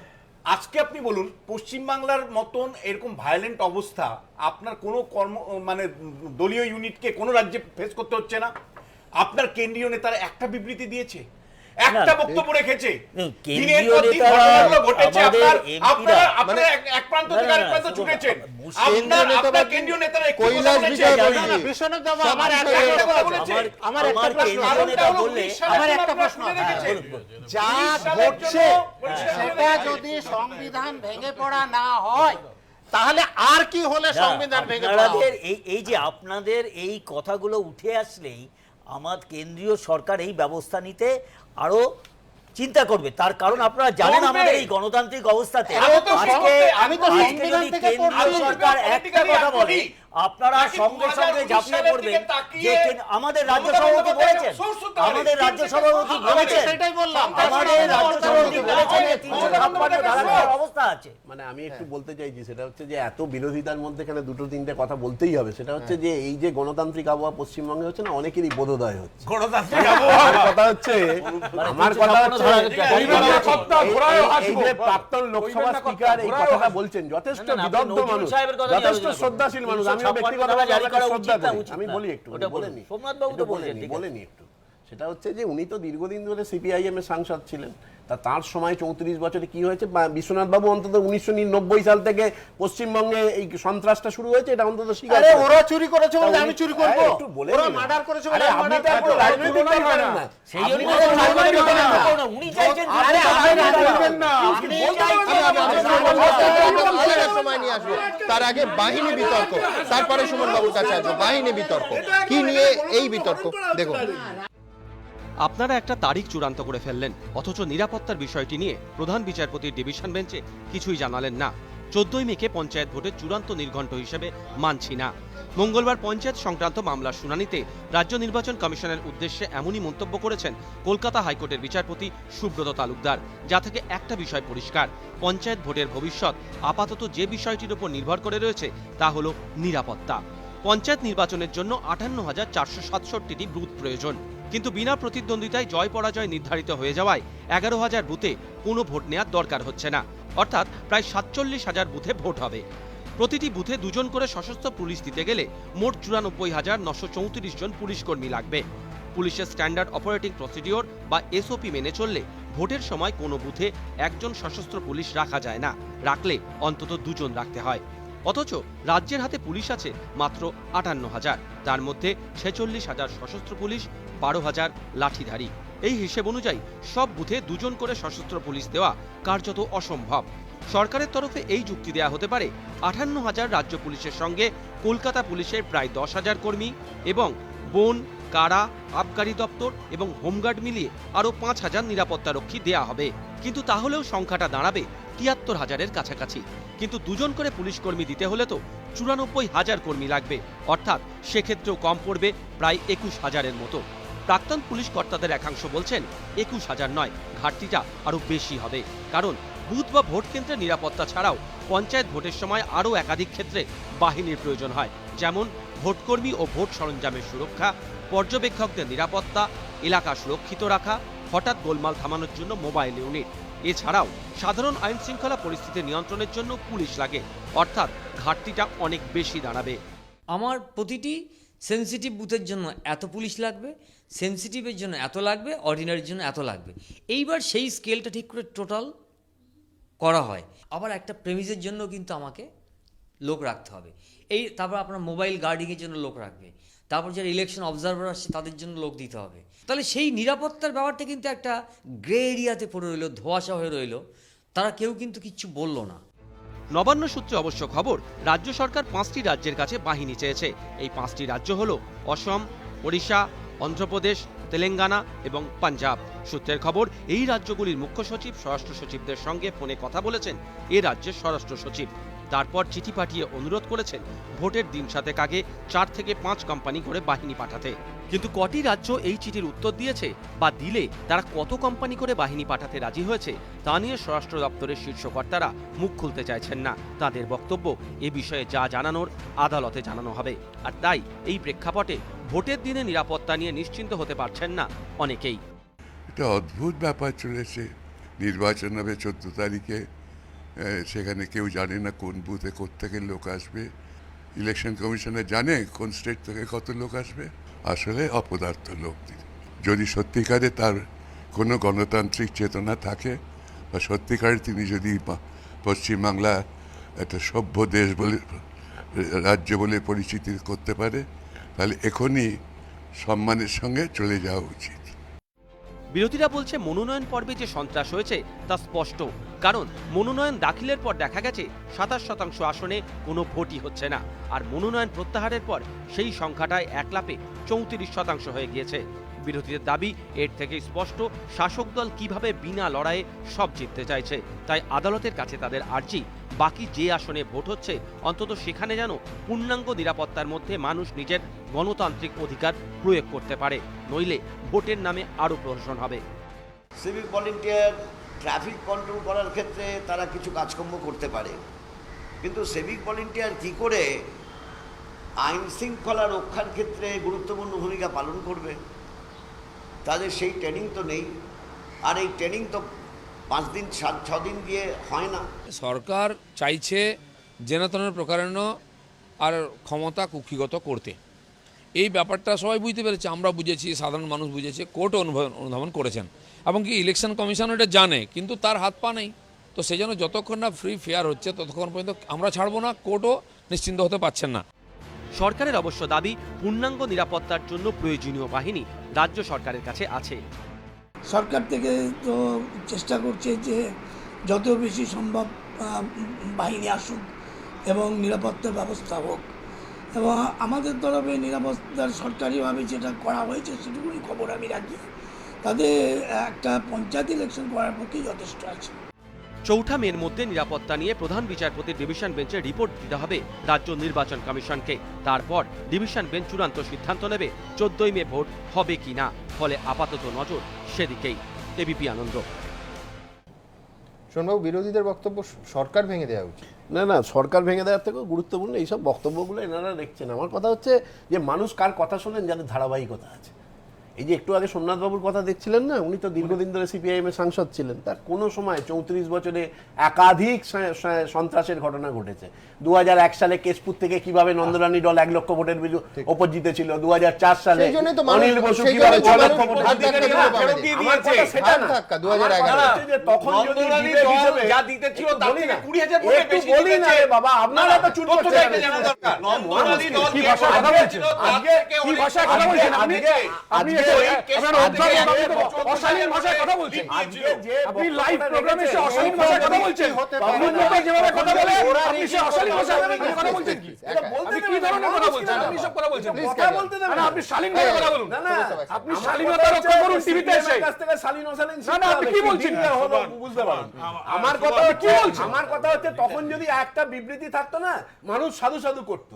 এখন অনেক পুলিশের লোক বা অন্য অনেক লোক তারাও কিন্তু দেখা যাচ্ছে যে খুব অদ্ভুত ভাবে আরে 78 থেকে 2003 যেভাবে পশ্চিমবঙ্গে ভোট হয়েছে, কোথায় বিবৃতি হয়ে গেছে? যারা পুলিশ ফোর্সে ছিলেন, প্রশাসনে ছিলেন, তারা কোথায় বিবৃতি দিয়েছেন? আমি বলছি যে নজরুল ইসলামের ঘটনা যে বড় ভিকটিম বামপন্থা বলে বিবৃতি ছিল, তিনিও তো বলছেন যে নেতাইয়ের মুখ্যমন্ত্রী মমতা বন্দ্যোপাধ্যায় নিজেই অনেকবার সোমনাথ চট্টোপাধ্যায়কে প্রকাশ্যে প্রশংসা করেছেন। উনি মনে করেছিলেন, মমতা বন্দ্যোপাধ্যায় মনে করেছিলেন যে সোমনাথ বাবু একজন ideal candidate to B the president of this country. তাই জন্য সোমনাথ চট্টোপাধ্যায় সম্পর্কে যখন আমরা কোনো কথা বলবো, এটা মনে রাখতে লাগবে যে তৃণমূল কংগ্রেস নেত্রীর মনোভাবটা কী ছিল আজকে। তাই জন্য সোমনাথ চট্টোপাধ্যায়, যিনি বারবার করে লোকসভায় নির্বাচিত হয়েছেন এবং একবার মমতা বন্দ্যোপাধ্যায়ের কাছে পরাজিত হয়েছেন, সেই সোমনাথ চ্যাটার্জি যখন বলছেন যে পশ্চিমবঙ্গে গণতন্ত্র আজকে বিপন্ন এবং নির্বাচন কমিশনার তারা তাদের কাজ সুষ্ঠুভাবে করছেন না, সেই বক্তব্যটাকে তো গুরুত্ব দিয়ে অনুধাবন করা উচিত রাজ্য সরকারের, পুলিশ প্রশাসনের, রাজ্য নির্বাচন কমিশনারের এবং সর্বোপরি আমাদের পুলিশ মন্ত্রী, স্বরাষ্ট্রমন্ত্রী এবং মুখ্যমন্ত্রী মমতা বন্দ্যোপাধ্যায়। কিন্তু সেটা আমরা হচ্ছে না এবং আজকে আমরা দেখছি আশা করছেন যে আমাদের মুখ্যমন্ত্রী প্রথমেই বলে দিয়েছেন যে আমাদের 100% সিট চাই এবং এই 34% প্রতিদ্বন্দ্বিতা করতে পারছে না। তারপরেও যদি দেখবেন যে তাদের ভাষণে, তাদের কথায় ন্যূনতম কোনো তারা বিচলিত হননি, যে এরকম অনুতাপ নেই এবং অনুপ্রেরণাই আছে, যেটা আগামী দিনে হয়তো অনুপ্রেরণা না। একজন মন্ত্রী বলছেন যে বিনা প্রতিদ্বন্দ্বিতায় জিতলে কোটি টাকা দেব এবং কোটি টাকা উপহার দেব। একজন মন্ত্রী বলছেন যে বিনা প্রতিদ্বন্দ্বিতায় 5 কোটি টাকা দেব। একজন মন্ত্রী বলছেন বিনা প্রতিদ্বন্দ্বিতায় তোমরা যদি জিততে পারো তাহলে উপরেও কম থাকবে। একজন বলছেন প্রার্থী বাড়িতে গিয়ে তাদের আত্মীয়দেরকে গুলি করা হচ্ছে, বিজেপি প্রার্থীর বাড়িতে গিয়ে সেখানে মহিলাদের শ্লীলতাহানি করা হচ্ছে, সিপিআইএম এর প্রার্থী, ফরওয়ার্ড ব্লকের নেতা প্রত্যেকেই আজকে আক্রান্ত হয়েছে, তৃণমূল কংগ্রেসের বিক্ষুব্ধ গোষ্ঠী যারা, তারা বিভিন্ন জায়গায় আক্রান্ত। সোনারপুর অঞ্চলে যারা ক্যান্ডিডেট দিয়েছেন, যারা ক্যান্ডিডেট হয়েছেন, তারা প্রার্থী পদে মনোনয়ন দেওয়ার পর পালিয়ে আমাদের দক্ষিণ কলকাতায় চলে এসেছেন, তাদের আমাদের রাখতে হয়েছে, তার কারণ তারা ওখানে থাকতে পারছে না। এই অবস্থাটা আগে কোনোদিন হয়নি। নির্বাচনের আগে মারপিট কেন্দ্রীয় সরকারের ভূমিকা কি? কিন্তু কেন্দ্রীয় সরকারের ভূমিকা কি? বিজেপি নেতাদের, বিজেপি কেন্দ্রীয় নেতাদের বিবৃতি কি? সময় পাল্টে গেছে, সারা ভারতে নির্বাচন আসলে সেটিং হয়েছে তৃণমূল বিজেপি, আসলে পিসিআর বাইরে ঘটনা। আমার কথা হচ্ছে যে বিমানবাবু বলছিলেন না সিভিক ভলেন্টিয়ারদের দিয়ে ভোটের করা, সিভিক ভলেন্টিয়ারদের কথা রাজ্য সরকার এখনো বলেনি, কিন্তু বিমানবাবুরা যখন রাজত্ব করতেন তখন দেখতাম যে এক সপ্তাহে ট্রেনিং দিয়ে পাড়া থেকে ছেলে তুলে তাদের দিয়ে লোকসভা ভোট বিধানসভা ভোটও করা হতো, পঞ্চায়েত অবান্তর কথা। ফলে এই কথাগুলো কিন্তু মানুষ শুনতে রাজি। মানুষ কলকাতা হাইকোর্টে নিঃসন্দেহে আদালতের দিকে সবাই আমরা তাকিয়ে আছি। কলকাতা হাইকোর্টে আজ কি হলো দেখাবো আপনাদের। বুধবার এই ভাষাতেই ফের রাজ্য নির্বাচন কমিশনের ভূমিকার সমালোচনা করল কলকাতা হাইকোর্ট। কয়েকদিন আগে আদালত নির্দেশ দেয় হোয়াটসঅ্যাপে পাঠানো ভাঙড়ের 9 প্রার্থীর মনোনয়নপত্রকে বৈধতা দিতে হবে কমিশনকে। এই নির্দেশকে সামনে রেখে সিঙ্গেল বেঞ্চ এই মামলা করে সিপিএম। তাদের দাবি ছিল হোয়াটসঅ্যাপের মতো ইমেলে পাঠানো মনোনয়নপত্রকেও কমিশন যাতে বৈধতা দেয় তা নিশ্চিত করুক আদালত, কিন্তু রায় তাদের বিপক্ষে যায়। চ্যালেঞ্জ জানিয়ে ডিভিশন বেঞ্চে যায় সিপিএম। ওই মামলার শুনানিতে এদিন বিচারপতি বিশ্বনাথ সমাদ্দার বলেন, আপনারা বলছেন আপনাদের বেশ কয়েকজন প্রার্থী ইমেলে মনোনয়নপত্র পাঠিয়েছেন, আপনারা এটা কেন করলেন? সিপিএম এর আইনজীবী বলেন, সন্ত্রাসের কারণে বিভিন্ন জায়গায় প্রার্থী ও তাদের প্রস্তাবকরা মনোনয়ন কেন্দ্রে পৌঁছতে পারেননি, তারা আক্রান্ত হয়েছেন, তাই ইমেল করে মনোনয়নপত্র পেশ করেছেন। বিচারপতি বিশ্বনাথ সমাদ্দার বলেন, সন্ত্রাসের শিকার হয়েছেন এই অভিযোগ প্রমাণ সাপেক্ষ, এটা আবার সবসময় প্রমাণ করা সম্ভব হয় না। আপনারা একটি তালিকা পেশ করুন যারা সন্ত্রাসের কারণে মনোনয়ন কেন্দ্রে পৌঁছতে পারেননি, যারা বাধা পাওয়ার পরেও নির্ধারিত সময়ের মধ্যে ইমেল মারফত মনোনয়ন পাঠিয়েছেন। গোটা বিষয়টি নিয়ে যারা কমিশনে অভিযোগ জানিয়েছেন এমন প্রার্থীদেরই নাম থাকবে ওই তালিকায়। তালিকা জমা দেওয়ার জন্য কিছুটা সময় চান সিপিএম এর আইনজীবী। প্রথমে নিমরাজি হলেও সোমবার পর্যন্ত সময় মঞ্জুর করে আদালত। এদিন শুনানির সময় নির্বাচন কমিশনের আইনজীবী বলেন, ই মনোনয়নের এই মামলায় রায়দানের আগে আদালত যেন আইনি সংস্থান খতিয়ে দেখে, কারণ ই মনোনয়ন সংক্রান্ত বিষয়ে কলকাতা হাইকোর্ট এমন কিছু নির্দেশ দিয়েছে যাতে প্রশাসনিক স্তরে বিভ্রান্তি ছড়িয়েছে। এই কথা শুনেই অত্যন্ত ক্ষুব্ধ হন বিচারপতি বিশ্বনাথ সমাদ্দার। কমিশনের আইনজীবীর উদ্দেশ্যে তিনি বলেন, আমি তো শুধু দেখতে বলেছি, দেখতে বললেও আপত্তি? নিরাপত্তা সংক্রান্ত তথ্য জমা না দিয়ে ভোটের দিন ঘোষণা করে দেওয়ায় মঙ্গলবারও কমিশনকে তিরস্কার করেছিল হাইকোর্ট। সৌভিক মজুমদারের রিপোর্ট, এবিপি আনন্দ, কলকাতা।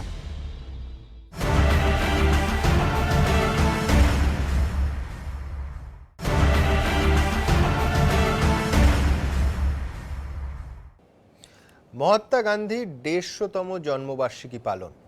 মুখ্যমন্ত্রী মমতা বন্দ্যোপাধ্যায় রাজ্যের মুখ্যমন্ত্রীদের সঙ্গে প্রধানমন্ত্রীর যে বৈঠক, যেখানে স্বয়ং রাষ্ট্রপতি উপস্থিত গেছিলেন, সেখানে কিন্তু তাই নিয়েও রাজনৈতিক বিতর্ক। বিরোধীরা বলছেন মিটিং নয়, সেটিংয়ে গেছেন। দেখুন,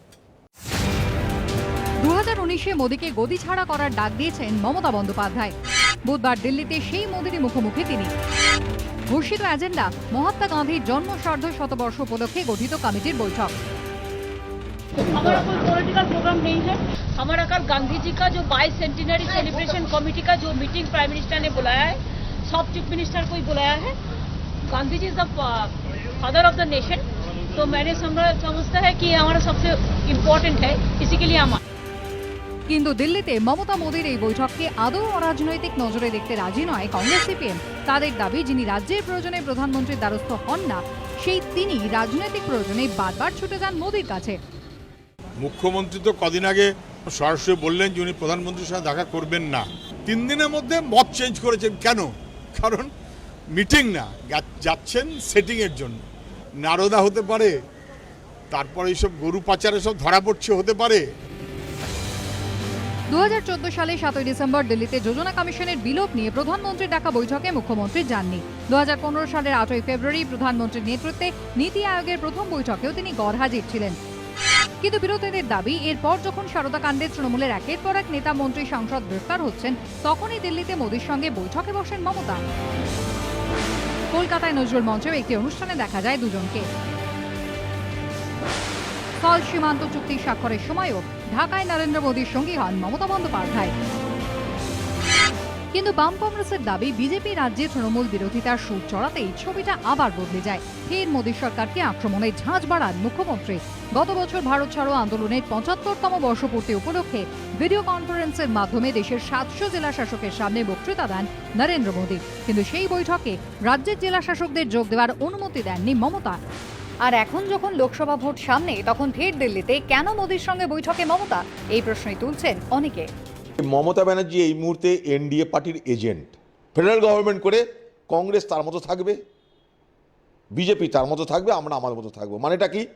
বিরোধী যে জোট, বিরোধী যে ভোট, সেটাকে ভেঙে দেওয়া।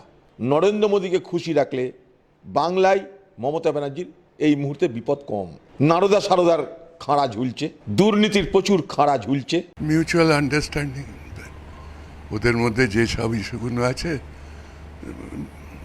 সেই বিষয়ে কথা বলছে, দুজনেরই স্বার্থে, এই আর কি। বিজেপি অবশ্যই অভিযোগে গুরুত্ব দিতে নারাজ। প্রধানমন্ত্রীর সঙ্গে বসা উচিত, বারবার উনি বৈঠককে বয়কট করেছেন এক প্রকার বলতে গেলে। তার পরিণাম হয়েছে বাংলা বঞ্চিত হচ্ছে। এখন এখানে এসে বঞ্চিতার উনি গান গাইছেন। বঞ্চনা তখনই হবে যদি আপনি কথা না বলেন। মুখ্যমন্ত্রীদের বৈঠকের প্রধানমন্ত্রী বসছেন, ডেকেছেন, সমঝোতার কি আছে? যা হবে ওখানে ফর্মালি মিটিংয়ে হবে। সব মিলিয়ে লোকসভা ভোটের আগে মোদী মমতা বৈঠক ঘিরে তুঙ্গে চাপানুতর। এবিপি আনন্দ।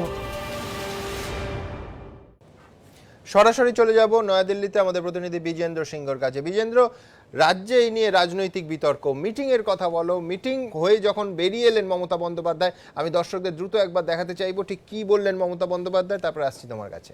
गांधी जी का जो 150 साल सेलिब्रेशन है, इसको बारे में सब ज़्यादा से ज़्यादा और इसको सोचा कैंपेन करना। बहुत सारे जॉब आए, बहुत सारे जॉब, बहुत सारे एमिनेंट पर्सन भी थे, चीफ मिनिस्टर्स भी बहुत सारे थे। और राष्ट्रपति जी ने खुद संदेश में बताया कि गांधी जी का आइडियोलॉजी हम लोग को मेंटेन करना बहुत जरूरी है। प्राइम मिनिस्टर ने भी बताया और जो भाषण दिया सब पार्टी एक साथ में मिलकर बताया कि हमारा गांधी जी का सेलिब्रेशन ऐसा ढंग से करना चाहिए कि गांधी जी की philosophy should reach at the grass root level. इसी के लिए कोई यूनिवर्सिटी का सजेशन दिया है, कोई यूनाइटेड नेशंस का स्पेशल सेशन करने का सजेशन दिया है, हम लोग जैसा वर्ल्ड पीस कन्वेंशन करने का सजेशन दिया है, और पीस, टॉलरेंस, कम्युनल हार्मोनी, ये सब सजेशन हम लोगों ने दिया है। कम्युनल हार्मोनी ईयर करने के लिए ऐसे ऐसे बहुत सारे जो सजेशन है, इसमें कोई फर्क नहीं है, सब मिलके ही दिया है। अच्छा, स्टेट में आलादा কোনো ফরক? No no no. বিজেন্দ্র, আমার একটাই প্রশ্ন, সেটা হচ্ছে প্রধানমন্ত্রীর ডাকে সমস্ত রাজ্যের মুখ্যমন্ত্রীদের ডাকা হয়েছে, রাজ্যের মুখ্যমন্ত্রীও গেছেন। রাজনৈতিক জল্পনার আদৌ কোনো জায়গা আছে কি? মাননীয় মুখ্যমন্ত্রীর কর্মসূচিটা ঠিক কি দিল্লিতে? কর্মসূচিটা সুমন গতকালই জানিয়েছিলেন মুখ্যমন্ত্রীকে, তার একটাই কর্মসূচি রয়েছে, সেটা কোনো রাজনৈতিক কর্মসূচি নয়। তিনি এই 150 বছরে যে পূরণ হচ্ছে এই প্রোগ্রামটা রয়েছে সেটাতেই যোগ দিনে তিনি এসছেন। কিন্তু এর আগে অনেক মিটিং আমরা মুখ্যমন্ত্রীকে দেখিনি, এবং আজকেও যদি আমরা দেখি কেরালা, কর্ণাটক, অন্ধ্রপ্রদেশ, তেলেঙ্গানা, পাঞ্জাব, এই রাজ্যের মুখ্যমন্ত্রীরা আসেননি। যারা নন এনডিএ মুখ্যমন্ত্রী তারা আসেননি। মুখ্যমন্ত্রী আমাদের রাজ্যের উপস্থিত ছিলেন, নবীন পটনায়ক ছিলেন, অরবিন্দ কেজরিওয়াল ছিলেন, যারা নন এনডিএ মুখ্যমন্ত্রী এটাতে ছিলেন। তবে বার্তা যেটা উঠে এসছে, আমরা দেখলাম মুখ্যমন্ত্রী যেটা বললেন কি শান্তি সবথেকে বেশি প্রয়োজন এই মুহূর্তে, শান্তি রয়েছে। গ্রাসরুট লেভেলে কীভাবে নিয়ে যাওয়া হয়, মুখ্যমন্ত্রী নিজে বলেছেন কি একটা ওয়ার্ল্ড পিস কনফারেন্স করা হোক এই আগামী 1 বছরের মধ্যে। এবং প্রধানমন্ত্রী যেখানে বসেছিলেন তার ঠিক 4টে চেয়ারের পর মুখ্যমন্ত্রী ছিলেন, এবং অমিত শাহের 2টো চেয়ারের পর মুখ্যমন্ত্রী বসেছিলেন ডায়াসে, যেখানে আমরা ছবিগুলো যেটা এসে সেটাতে আমরা দেখতে পাচ্ছি। তবে বিভিন্ন ধরনের অভিযোগ উঠতে পারে, কোনো ফর্মাল মিটিং আজকে মুখ্যমন্ত্রী এবং প্রধানমন্ত্রী ছিল না। সেই জায়গায় মিটিংয়ের কিছুক্ষণ দেরিতে মমতা বন্দ্যোপাধ্যায় বেরোন আজকে রাষ্ট্রপতি ভবন থেকে। হয়তো প্রধানমন্ত্রীর সঙ্গে তার সৌজন্য একটা সাক্ষাৎ হতে পারে, সৌজন্য বিনিময় হতে পারে, কিন্তু অফিসিয়াল মিটিং তার কিছু আজকে প্রধানমন্ত্রীর সঙ্গে ছিল না। তবে রাষ্ট্রপতি ভবন থেকে বেরিয়ে মুখ্যমন্ত্রী কোথাও গেছেন সেটা এখনও জানা যাচ্ছে না তিনি কোথায় গেছেন। খুব সম্ভবত পীযূষ গোয়েলের সঙ্গে তার একটা দেখা করার কথা ছিল, হতে পারে তিনি সেখানে গেছেন, সেটা হয়তো কিছুক্ষণ পর আমরা জানতে পারবো। তবে কোনো রাজনৈতিক কর্মসূচি তার ছিল না, সেটা গতকালই স্পষ্ট করেছিলেন মুখ্যমন্ত্রী। এবং আজকেও যেটা জানা যাচ্ছে তিনি মূলত এই শান্তির বার্তা বা কমিউনাল হারমোনি এবং টলারেন্স, এই 3টে শব্দ নিয়ে বিশেষ করে আলোচনাগুলো যেখানে হয়েছে আজকে রাষ্ট্রপতি ভবনে, সেটাতেও তিনিও সহমত হয়েছেন এবং তিনি তার প্রস্তাবও আজকে এই মিটিংয়ে রেখেছেন। ধন্যবাদ বিজেন্দ্র। দ্রুত প্রতিক্রিয়া আসবো। আমি জল্পনার কোনো জায়গা আছে? যথেষ্ট জল্পনার জায়গা আমি দেখতে পাচ্ছি। এইটা এই কারণেই আমি দিলীপ ঘোষের জায়গা থেকে আগে ঢুকতে চাইছি। সেটা হলো দিলীপ ঘোষ বলেন সমঝোতার কি আছে। যদি সমঝোতার নেই আপনি বলছেন ঠিকই, কিন্তু আপনার দল কয়েক মাস আগে পর্যন্ত যে পশ্চিমবাংলাকে পাখির চোখ করেছিল, নির্বাচনকে, পঞ্চায়েত নির্বাচনকে ঘিরে যে একের পর এক অরাজক অবস্থা তৈরি হলো, আপনার কেন্দ্রীয় নেতারা চুপ কেন? একটি বিবৃতিও কেন দিল না? তাহলে কি এমন তো নয় যে রাহুল গান্ধীর নেতৃত্বে যে জোটটা তৈরি হচ্ছে দিল্লিতে, সেই জোট তুমি আমার সাথে না আসো, জোটের বাইরে অন্তত থাকো। অর্থাৎ মানে তৃণমূল কংগ্রেসের জায়গা থেকে যদি আপনি দেখেন, বিরোধী ভোট ভাগাভাগির খেলা। তৃণমূলের কংগ্রেসের জায়গা থেকে যদি দেখেন, এই মুহূর্তে বিজেপি যেহেতু শক্তিশালী, ফলে আমি এক লহমায় বিজেপিকে নামিয়ে আনতে পারবো, যদি কেন্দ্রের কাছাকাছি আসতে পারি, কারণ বিজেপি রাজ্য বিজেপির ক্রেডিবিলিটি নিয়ে প্রশ্ন আসবে, যেটা আপনার মনে থাকতে পারে বামেরা যখনই দিল্লিতে সমর্থন করেছে, রাজ্য কংগ্রেসের বারবার এই সমস্যার সম্মুখীন হতে হয়েছে সেই সময়। মানে 90-এর দশকে কংগ্রেসকে বারবার এই সমস্যা, রাজ্য কংগ্রেসকে সমস্যার সম্মুখীন করতে হয়েছে। আমি তো সবসময় মনে করি যে ভারতবর্ষের মুখ্যমন্ত্রী তিনি অতি অবশ্যই প্রধানমন্ত্রী ডাকা বৈঠকে যাবেন, কিন্তু আমরা বারবার করে দেখেছি যে মমতা বন্দ্যোপাধ্যায় এটা করেন না, আবার কোনো সময় আবার মাত্রাতিরিক্তভাবে সেটা করেন। উনি আজকে গান্ধীজির কথা বলছেন, পঞ্চায়েত ব্যবস্থার কথা বলছেন, শান্তির কথা বলছেন। প্রধানমন্ত্রীকে প্রস্তাব দিন না যে পশ্চিমবঙ্গে কলকাতায় গান্ধীজির সার্ধশতবর্ষে এখানে পঞ্চায়েত নিয়ে একটা শান্তি আলোচনা করা হোক। এখানে বিজেপি এবং বিজেপির টপ লিডারশিপ আর তৃণমূল কংগ্রেস, তাদের মধ্যে একটা অলিখিত বোঝাপড়া রয়েছে।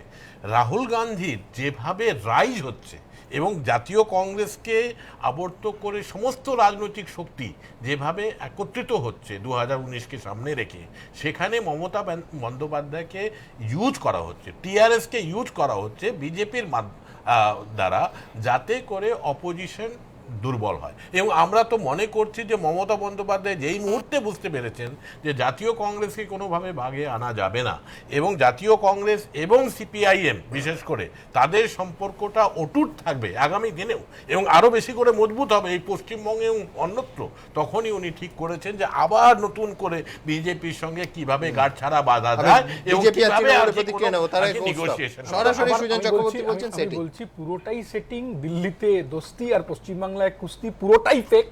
আজকে বিজেপির ইউনিট, বিজেপির নেতারা যারা স্টুডিও আসে তাদের জিজ্ঞাসা করে দেখুন না যে দিল্লির নেতারা এইরকম আক্রান্ত, গণতন্ত্র লুট, ডাকাতি, রাহাজানি, ক্যান্ডিডেটদের কিডন্যাপ করে নিচ্ছে। এক মুখ্যমন্ত্রী বলছেন যে মহাভারতের সময় ইন্টারনেট ছিল, আরেক মুখ্যমন্ত্রী দলের নেতারা মহাভারত করে দেখালেন আরামবাগে। আপনি সুমনবাবু আপনার প্রেসের লোককে জিজ্ঞাসা করুন কিভাবে একজন মহিলার প্রকাশ্যে শাড়ি খুলে দেওয়া হচ্ছে পঞ্চায়েত সমিতির ক্যান্ডিডেট দিতে গেছে বলে। তো দ্রৌপদীর বস্ত্রহরণ হলো, তো লজ্জাজনক। বিজেপির কোনো প্রতিক্রিয়া নেই, কেন্দ্রীয় সরকারের কোনো ভূমিকা নেই। মমতা বন্দ্যোপাধ্যায় কেন গিয়েছেন সেটা উনি সবচেয়ে ভালো জানেন এবং তা নিয়ে যত ধরনের জল্পনা কল্পনা করতে পারেন। আমার ধারণা একটা প্রধানমন্ত্রী সভায় আমরা তো চাই, আমাকে বলতে দিন, প্রধানমন্ত্রী ডেকেছেন, মুখ্যমন্ত্রীরা যাবেন, এটাই একটা গণতন্ত্রের রীতি।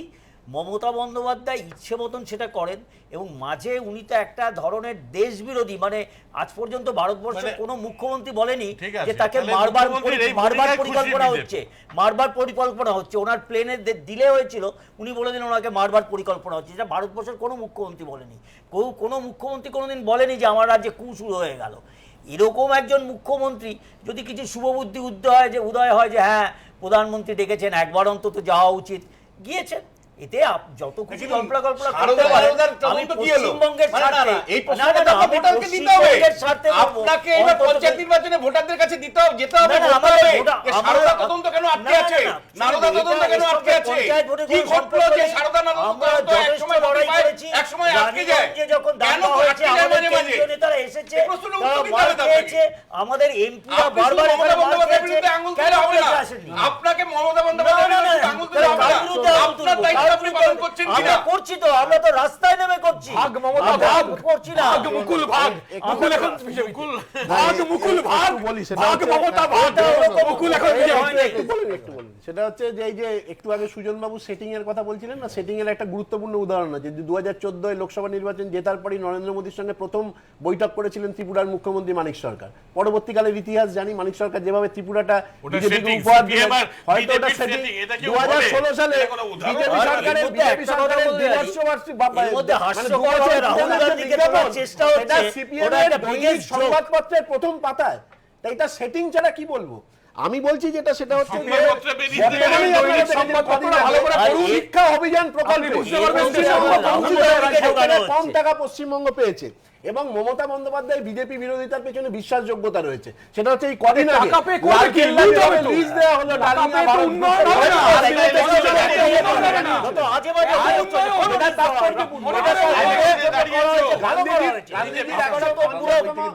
আপনারা গান্ধীর কথা বলছেন, এই পঞ্চায়েত গান্ধীর কথা বলছেন, এসব গান্ধী গান্ধী বলবেন না।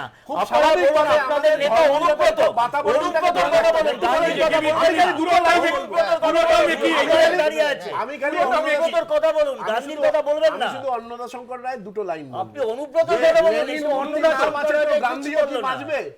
মানে গান্ধী মূর্তি ভেঙে ওরা নাচবে, ওরা নাচবে। এই যে তুমুল নাচবে সারা ভারতবর্ষ জুড়ে আমরা সবাই আমাদের খুবই খুশি হব কথা বলেছেন 356 ধারা আমাদের দেখতে হবে। মমতা বন্দ্যোপাধ্যায় উনি পঞ্চায়েত এবং গান্ধীজির আদর্শকে নিয়ে এখানে কলকাতায় একটা মিটিং করেন বা মুর্শিদাবাদে করেন, যেখানে 60% জায়গাগুলিতে ইতিমধ্যে তার প্রার্থীরা প্রতিদ্বন্দ্বিতা বাদ দিয়ে আর কি বলছেন ওয়ার্ল্ড পিস। একটা বিষয় আছে, সিপিএম এর ভোট ব্যাংক, শুধু ভোট ব্যাংক না, নেতাদের পরিবারে অবধি ভাঙন, সেখানে ঢুকে পড়ছে বিজেপি। রামচন্দ্র ডোম 7 বারের সাংসদ, কেন্দ্রীয় কমিটির সদস্য, তার ভাই বিজেপি প্রার্থী হিসেবে প্রতিদ্বন্দ্বিতা করছে। দেখুন, একে গোপালন ভবন থেকে আলিমুদ্দিন, সবাই এক বাক্যে বলছে এই মুহূর্তে দেশের কাছে চরম বিপদ হলো বিজেপি। অথচ সিপিএম এর কেন্দ্রীয় কমিটির এক নেতার ঘরেই ফুটল পদ্মফুল। বীরভূমের মোহাম্মদ বাজার পঞ্চায়েত, গ্রামের নাম চিল্লা। এটাই সিপিএম নেতা রামচন্দ্র ডোমের বাড়ি। এখানেই থাকেন তার নিকটাত্মীয়রা। 2016 সালের বিধানসভা নির্বাচনে রাজ্য জুড়ে যখন সবুজ সুনামি, তখনও এই চিল্লা এগিয়ে রেখেছিল সিপিএমকে। কিন্তু এই 2 বছরে বদলে গিয়েছে পরিস্থিতি, যার জেরে রামচন্দ্র ডোমের ঘরেও থাবা বসিয়ে ফেলল বিজেপি। এবার গেরুয়া শিবিরের হয়ে ভোট লড়ছেন রামচন্দ্রর মেজ ভাই জয়দেব ডোম।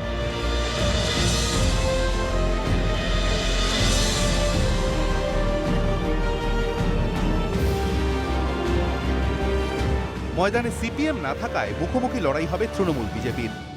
নমিনেশন ফাইল জমা করার পর থেকে এইসব ঝোট ঝামেলা চারি চতুর্দিকে, বাড়িতে এসে ধরুন অনেক রকম মানে ধরুন হুমকি দেয় বা বলে ঘর ছাড়া করবো, তাই ঘর ছাড়া করে দিয়েছে। সিপিএম ধরুন এখন আর লড়াই করে পাত্তা পাবে না, ওদের অবস্থা ধরুন খুব সংকীর্ণ, যার ফলে এখন এই বিজেপির একটা মোটামুটি ধরুন ভালো নীতিভেদ করছে বলে নীতি নিয়ে এসে, তাই সেটাকে নিয়ে এখন আমরা চেষ্টা করছি। সিপিএমের আতুরঘর রামচন্দ্র ডোমের এই চিল্লা গ্রামে এবার সিপিএমের কোনো প্রার্থী নেই। বিজেপির ঝান্ডা ধরেই রামচন্দ্র ডোমের ভাই জয়দেব ডোম এবার নির্বাচনে দাঁড়িয়েছে শাসক দলের বিরুদ্ধে। কদিন আগেও নলহাটিতে দলীয় প্রার্থীদের মনোনয়ন জমা দিতে গিয়ে রক্তাক্ত হতে হয়েছিল পেশায় চিকিৎসক রামচন্দ্র ডোমকে। সেই সিপিএম শীর্ষ নেতার আত্মীয়রাই এখন আস্থা রাখছেন বিজেপিতে। ভয় দেখাচ্ছে আজ বাড়িতে থাকতে দেবো না, তারপরে বাড়িতে অত্যাচার করব, এরকম বলতে চাইছে ওরা। ভয় দেখাচ্ছে, ভয় দেখাচ্ছে, মানে ভোটে বিজেপির হয়ে লড়াই করা যাবে না। লড়াই করা যাবে না। আমি বিয়ের পর থেকে কোনোদিন দেখিনি এইসব করা। আপনারা সিপিএমই করতে? হ্যাঁ, তাই কি ভালো লাগছে? আমাদেরকে খারাপ লাগছে একটু। মোহাম্মদ বাজারের চিল্লা গ্রাম বরাবরই বামেদের শক্ত ঘাঁটি হিসেবে পরিচিত। গত পঞ্চায়েত নির্বাচনেও এখানে প্রার্থী ছিল সিপিএম এর। এবার কিন্তু বদলে গিয়েছে ছবিটা। সবাই মনোনয়ন করুক, যে জিতবে জিতুক, কিন্তু গণতন্ত্র প্রতিষ্ঠিত হতে হবে এবং গণতন্ত্র মানুষের সার্বিক মানে অধিকার যেন বঞ্চিত না হয়। সিপিএম কেন্দ্রীয় কমিটির সদস্য রামচন্দ্র অবশ্য নিকটাত্মীয়দের বিজেপিতে নাম লেখানোকে গুরুত্ব দিতে চাননি। কেউ বিজেপিতে জয়েন করতে পারে, তার ব্যক্তিগত ব্যাপার, কিন্তু মোহাম্মদ বাজারে আমাদের প্রার্থী আছে। অনেকে মনে করছে তৃণমূলের বিরুদ্ধে লড়াই করতে গেলে আরেক শাসক পার্টিকে অবলম্বন করতে হবে, এটা তলার দিকে কেউ কেউ মনে করতে পারে। এটা যে একটা বিভ্রান্তি, আমরা এটা বোঝানোর চেষ্টা করছি। রামচন্দ্র প্রকাশ্যে কথা বললেও চিল্লার ডোম পরিবারের বিজেপিতে নাম লেখানো জেলা রাজনীতিতে অত্যন্ত তাৎপর্যপূর্ণ।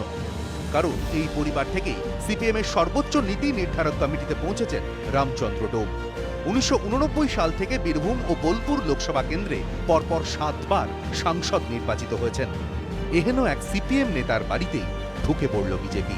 গোপাল চট্টোপাধ্যায় ও ময়ূর ঠাকুর চক্রবর্তী, এবিপি আনন্দ। তো পরিবারে ভাঙন না করছে। এটা কোনো বিষয় না, এগুলো এটা একটা বিচ্ছিন্ন ঘটনা, এরকম ধরনের ঘটনা বড় ব্যাপার না। মোহাম্মদ বাজারে যেখানে আছে, ওখানে হচ্ছে আমাদের প্রার্থী আছে, ওখানে আমাদের মুখ দেখাতে পারবে না তোমরা যারা কেন্দ্রীয় কমিটির গণতন্ত্রকে লুট করছো। লক্ষণ সেট একাধিক উপহার দিয়েছে তোমরা বিজেপি। রামচন্দ্র ডোমের ভাইয়ের ছবিটা না দেখিয়ে আমি অনুরোধ করব এবিপি আনন্দকে বারবার ওই ছবিটা দেখাতে, যে সিপিআইএম এর কেন্দ্রীয় কমিটির নেতা প্রকাশ্যে নমিনেশন দিতে গিয়ে মাথায় আঘাত পাচ্ছেন, মানুষকে নিয়ে নমিনেশন দিতে যাচ্ছেন, যা বিজেপিকে দেখা যায় না। লড়াইটা আসলে আমাদের রাজ্যে তৃণমূলের সাথে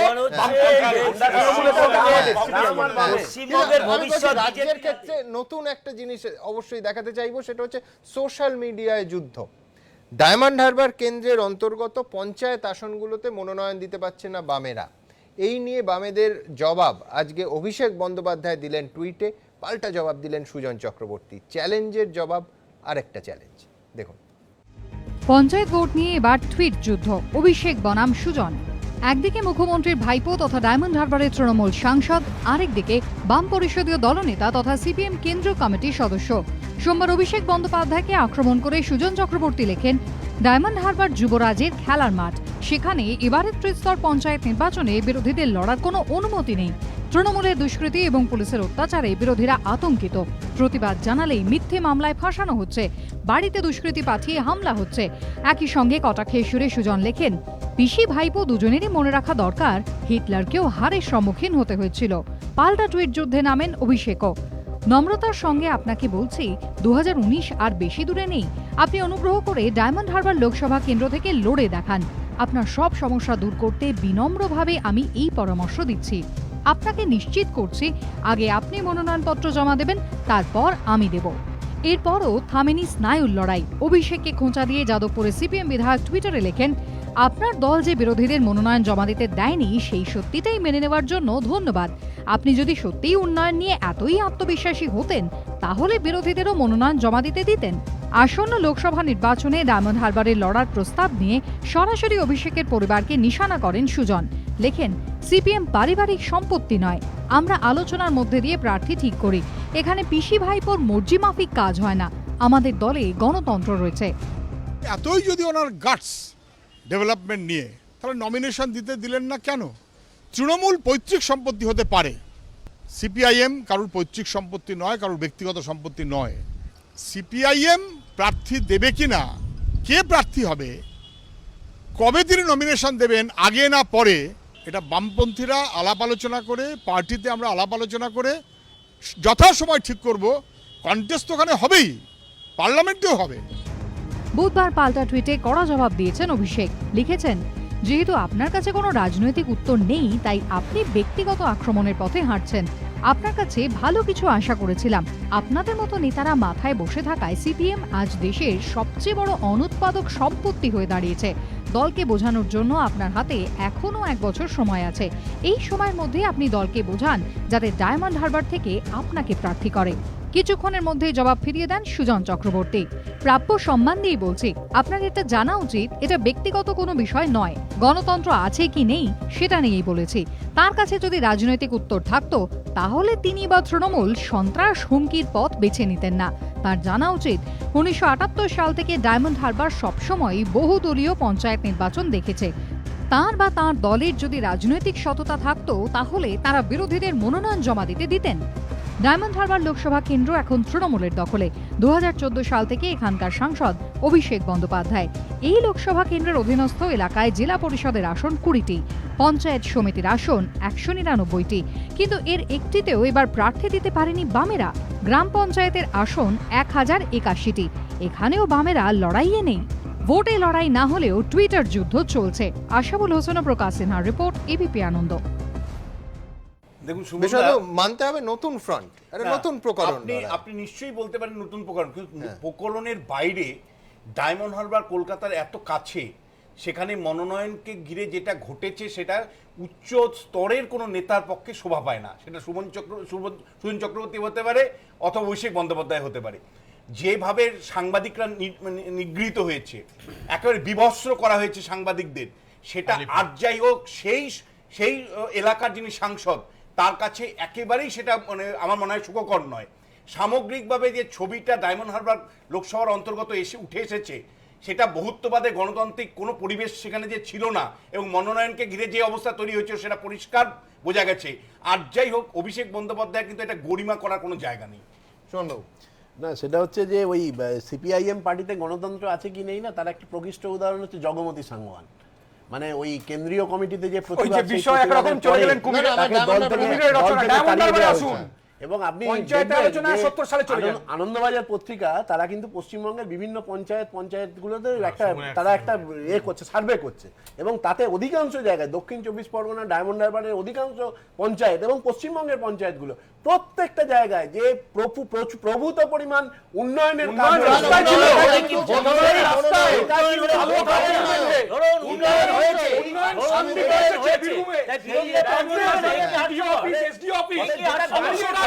উন্নয়নের কাজ হচ্ছে, মনোনয়নের কাজ হচ্ছে। আমি একবার এই মুহূর্তের ছবিটা দেখাবো বীরভূমের এবং মুর্শিদাবাদে, একদম পর রাখবো আপনাদের সামনে। 14ই মে পঞ্চায়েত ভোট হবে কিনা তা এখনো অনিশ্চিত, অথচ তার আগেই বিনা প্রতিদ্বন্দ্বিতায় জয়ের নিরিখে রেকর্ড গড়ে ফেলেছে তৃণমূল। 2003 সালের পঞ্চায়েত ভোটে বামেরা বিনা প্রতিদ্বন্দ্বিতায় জয়ী হয় 11% আসনে। সেই রেকর্ড ভেঙে এবার ভোটের আগে তৃণমূলের ঝুলিতে চলে গিয়েছে 34% আসন। গ্রাম পঞ্চায়েতের 48,650টি আসনের মধ্যে বিনা প্রতিদ্বন্দ্বিতায় ফয়সালা হয়ে গিয়েছে 16,814টি, অর্থাৎ প্রায় 35% আসনে।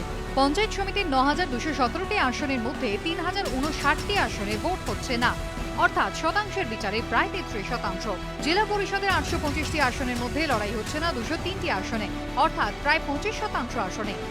ফলে জেলায় জেলায় এমন অসংখ্য ভোট কেন্দ্র রয়েছে যেখানে আর ভোট নেওয়ার প্রয়োজনই থাকছে না। এই তালিকায় শীর্ষে রয়েছে বীরভূম। অনুব্রত মণ্ডলের জেলায় ত্রিস্তরীয় পঞ্চায়েতের প্রায় 87% ভোট কেন্দ্রেই ভোট হচ্ছে না। এর মধ্যে বীরভূম জেলা পরিষদের 42টি আসনের মধ্যে 42টিতেই জয়ী হয়েছে তৃণমূল। মনোনয়ন করতে না পারার একটাই কারণ হচ্ছে তৃণমূলী গুন্ডা টোটাল বীরভূম জেলার প্রশাসনের চক্রান্তে, তাদের সন্ত্রাসের ফলে আমরা মনোনয়ন করতে পারিনি। বিরোধী আছে, কিন্তু সেই বিরোধীর কণ্ঠ রোধ করেছে বীরভূম জেলার প্রশাসন এবং তৃণমূলী গুন্ডারা। বিরোধীদের ন্যূনতম গণতান্ত্রিক অধিকার, একটা গণতান্ত্রিক পরিষদ, একটা নির্বাচনকে ধরে তার নমিনেশন দেওয়ার অধিকার, সেই অধিকারটা আজকে কোন জায়গায় নিয়ে গেছে এটা তার থেকে এটা পরিষ্কার হয়েছে। কোনো বিরোধীদের প্রার্থীপদ দিতে দেবে না, এটা ছিল ওদের পরিকল্পনা। তৃণমূল অবশ্যই এসব অভিযোগ উড়িয়ে উন্নয়নের তত্ত্ব খাড়া করেছে। বিরোধীরা কোনো প্রার্থী খুঁজে পায় নাই। এছাড়া যেখানে ভোট হচ্ছে, ভোটের বাক্সে তৃণমূল কংগ্রেস ছাড়া আর কিছু খুঁজে পাবেন না। এখানে যথেষ্ট স্বাধীনতা রয়েছে, স্বাধীনতা যদি না থাকতো বাকিটা 13% বাকি রয়েছে, সেখানে তারা প্রার্থী দিল কি করে? বীরভূমের পরই এই তালিকায় রয়েছে বাঁকুড়া। এই জেলায় প্রায় 57% ভোট কেন্দ্রে বিনা লড়াইয়ে ফয়সালা হয়ে গিয়েছে। ভোট হচ্ছে না এই কারণে যে গোটা জেলায় দুর্বৃত্তরা দাপিয়ে বেরিয়ে বিডিও অফিস, এসডিও অফিস দখল করে মানুষের রায় যাতে পরিষ্কার হতে না পারে, মানুষ যাতে রায় তাদের দেওয়ার সুযোগ না পেতে পারেন তার ব্যবস্থা করেছে। বাঁকুড়া জেলাতে বিষ্ণুপুরের 6টা বিধানসভাতে একটা তো টিকিট দেওয়া যায়, বিডিও অফিস, এসডি অফিস, আমরা জেলা পরিষদের প্রার্থী এসে রাত্রেবেলায় ঘর কিনে রেখেছি যে এক্ষুনি প্রার্থীকে ফিরিয়ে না দেয়, ঘরের লোকদের মেনে দেওয়া হবে। পরিস্থিতি এইরকম আছে। তৃণমূলের অবশ্য দাবি বিরোধীদের ভোটে লড়ার মতো সংগঠনই নেই। আরও একটা নির্বাচন কি এমন ঘটনা ঘটেছে যে নিরাপত্তার অভাব আছে, সে ধরনের কোনো ঘটনাই ঘটেনি। বাঁকুড়া জেলায় ওনারা উঠবে কোথায়? সিপিএম নেই বললেই চলে। বিজেপি হয়তো কয়েকটা জায়গাতে সামনে আনার চেষ্টা করছিল, মানুষের কাছে পৌঁছে যাওয়া বা মানুষকে নিয়ে কাজ করা, এটা এখনো বিজেপি করতে পারবে। তালিকায় তৃতীয় স্থানে একদা কংগ্রেসের গড় হিসেবে পরিচিত মুর্শিদাবাদ। এই জেলায় প্রায় 56% ভোট কেন্দ্রে ভোট নেওয়ার প্রয়োজনীয়তা নেই, এ নিয়ে সরব বিরোধীরা। সারা মুর্শিদাবাদ জেলায় সর্বত্র মানুষকে নির্বাচনে অংশগ্রহণ করতে দেওয়া হয়নি। এটা নির্বাচনী সন্ত্রাসের ফল। মুর্শিদাবাদ জেলায় নির্বাচন হলে তৃণমূল যে পরাজিত হবে সেটা তারা বুঝেই এই হামলাটা করেছে। এর আগে 8টা নির্বাচন হয়ে গেছে, এই 8টা নির্বাচনের মধ্যে কখনো কোনোদিন এই জাতীয় ঘটনা ঘটেনি। মনোনয়নপত্র না দিতে দেওয়ার যে বিষয়টা এবার দাঁড়ালো, গোটা নির্বাচন ব্যবস্থা প্রহসন, মানুষের ভোটাধিকার কেড়ে নেওয়া হয়েছে। পাল্টা বিরোধীদের জনবিচ্ছিন্ন বলে কটাক্ষ করেছে তৃণমূল। আমরা 56% আসনে বিনা প্রতিদ্বন্দ্বিতায় জয়যুক্ত হয়েছি, আর বাদবাকি যেগুলো আছে সেগুলো তো আমরাই জয়যুক্ত হব। অধীর চৌধুরীকে মানুষ জায়গা দেবে না, মুর্শিদাবাদের মানুষ তারা দিশেহারা হয়ে এই সমস্ত কথা বলছে। 1978 থেকে 2013 সাল অর্থাৎ গত 35 বছর পর্যন্ত রাজ্যে পঞ্চায়েত নির্বাচনে 23,185 জন প্রার্থী বিনা প্রতিদ্বন্দ্বিতায় জয়ী হয়েছিলেন। আর শুধু এবারই 20,000-এর বেশি আসনে বিনা প্রতিদ্বন্দ্বিতায় জয়ী হয়েছেন শাসক দলের প্রার্থীরা। এই বিশাল সংখ্যক আসনে কোনো লড়াই না হওয়ার নেপথ্যে অনেকেই রাজ্য নির্বাচন কমিশনের ব্যর্থতা দেখতে পাচ্ছেন। আমার মনে হয় তিনি এর কাজে যুক্ত নন। আমি সবচেয়ে কম হিসেবে বলতে গেলে আসলে অপদার্থ লোক। যদি সত্যিকারে তার কোনো গণতান্ত্রিক চেতনা থাকে বা সত্যিকারে তিনি যদি পশ্চিমবাংলা একটা সভ্য দেশ বলে, রাজ্য বলে পরিচিতি করতে পারে, তাহলে এখনই সম্মানের সঙ্গে চলে যাওয়া উচিত। সব মিলিয়ে বিনা ভোটে এই বিশাল সংখ্যক আসনে শাসকের জয়ী হওয়ার রেকর্ড ঘিরে বিতর্ক অব্যাহত। এদিকে অধীরগড় মুর্শিদাবাদ দখল করা তৃণমূলের দীর্ঘদিনের লক্ষ্য।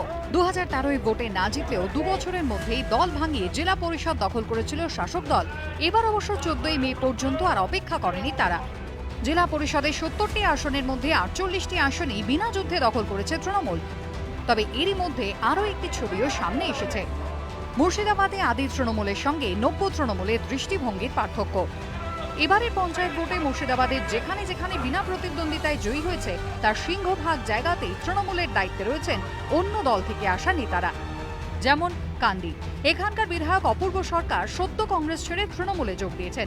এখানে পঞ্চায়েত ও পঞ্চায়েত সমিতির প্রায় 99% আসনেই বিনা প্রতিদ্বন্দ্বিতায় জয়ী হয়েছে তৃণমূল। ডোমকলেও একই ছবি। এখানকার তৃণমূল নেতা শৌমিক হোসেনও কংগ্রেস ছেড়ে ঘাসফুলে যোগ দিয়েছেন। এখানে পঞ্চায়েত ও পঞ্চায়েত সমিতির কোনো আসনেই প্রার্থী দিতে পারেনি বিরোধীরা। সম্প্রতি তৃণমূলে যোগ দিয়েছেন কংগ্রেসের প্রাক্তন পরিষদীয় নেতা মোহাম্মদ সোহরাব। বর্তমানে যিনি জেলা তৃণমূলের চেয়ারম্যান, তার এলাকা জঙ্গিপুর বিধানসভার রঘুনাথগঞ্জ 2 নম্বর পঞ্চায়েত সমিতি বিনা প্রতিদ্বন্দ্বিতায় জিতে নিয়েছে তৃণমূল। একদা অধীর ঘনিষ্ঠ এই নেতারা কংগ্রেস ছেড়ে তৃণমূলে যোগ দেওয়ার পর বলছেন তাদের এলাকায় নাকি কংগ্রেসের প্রার্থী দেওয়ার মতো শক্তিই নেই। তিনি এসেছেন, কাঁদি গেছেন, এসডি অফিস গেছেন, তার সঙ্গে 200 থেকে 250 লোক। এবং দেখুন 200 থেকে 250 লোকের যতজন নমিনেশন ফাইল করার কথা গ্রাম পঞ্চায়েত পঞ্চায়েত সমিতিতে তারা ফাইল করেছেন, জেলা পরিষদেও তারা ফাইল করেছিলেন। ফাইল করেননি তা নয়, বেশিরভাগ ক্ষেত্রে নামকস্তে ভোট হবে। যে আমরা ভোটে গিয়ে তো আর আমরা কিছু করতে পারবো না, তো অলরেডি তো মেজরিটি পেয়ে গিয়েছে, পঞ্চায়েত সমিতিতে মেজরিটি পেয়ে গিয়েছে। সুতরাং সেখানে ওরা ধরে নিয়েছে যে আমরা পারবো না, আমাদের সঙ্গে লোক নাই। উল্টো দিকে সুব্রত সাহা, সাগির হোসেনের মতো তৃণমূল নেতা যারা সম্প্রতি দলবদল করেননি, বহু আগে থেকেই তৃণমূল করছেন, তাঁদের এলাকার সাগরদিঘি ও ভগবান গোলায় কিন্তু অধিকাংশ আসনেই ভোট হচ্ছে। আমরা সবাই গণতন্ত্রে বিশ্বাসী। মমতা ব্যানার্জির নির্দেশে এবং নেতৃত্বে আমরা গণতন্ত্রের পূজারী। যে কংগ্রেস, সিপিএম এবং বিজেপি পার্টিতে কেউ ভাই প্রার্থী হতে চাইছে না, এটা হচ্ছে আসল কথা। মুর্শিদাবাদে আদি তৃণমূলীদের এলাকায় ভোটের লড়াই হচ্ছে, আর নব্য তৃণমূলীদের এলাকায় অধিকাংশ আসনে বিরোধীরা প্রার্থী দিতে পারেনি। এই ছবি সামনে আসার পর কটাক্ষের সুর শোনা যাচ্ছে বহরমপুরের সাংসদ তথা প্রদেশ কংগ্রেস সভাপতির গলায়। তৃণমূল দলের প্রথম সারির নেতা তারা যাদের বিরুদ্ধে দিন মমতা ব্যানার্জি আন্দোলন করেছিলেন, সেই সমস্ত হারমাত আজকে তৃণমূলের প্রথম সারি। কংগ্রেসের অনেক লোক সেখানে গেছে, তারাও সেখানে গিয়ে আরো বেশি অত্যাচার করে কংগ্রেসের উপরে, যাতে মমতা ব্যানার্জির কাছে সার্টিফিকেট পাওয়া যায়, তৃণমূল দলের কাছে সার্টিফিকেট পাওয়া যায়। কংগ্রেস বলছে ভোটে প্রার্থী দিতে না দিলে লড়াইটা হবে কি করে, আর তৃণমূল বলছে মুর্শিদাবাদে নাকি কংগ্রেস এখন ক্ষীণ শক্তি। এই চাপানুতরের মধ্যেই মুর্শিদাবাদে আদি ও নব্য তৃণমূলীদের দৃষ্টিভঙ্গির ফারাক কিন্তু চোখে পড়ার মতো বলেই মত রাজনৈতিক পর্যবেক্ষকদের। বিনা প্রতিদ্বন্দ্বিতায় জেতার পরও দলের মধ্যে কিন্তু এখন অসংখ্য প্রশ্ন। নিজেদের শক্তি যাচাই করা থেকে শুরু করে অনেকগুলো প্রশ্ন এখন দলের অভ্যন্তরে জোরালোভাবে উঠতে শুরু করেছে। ক্যামেরায় উত্তম হালদারের সঙ্গে রাজীব চৌধুরী এবং উজ্জ্বল Mukherjee, ABP Ananda, Baharampur.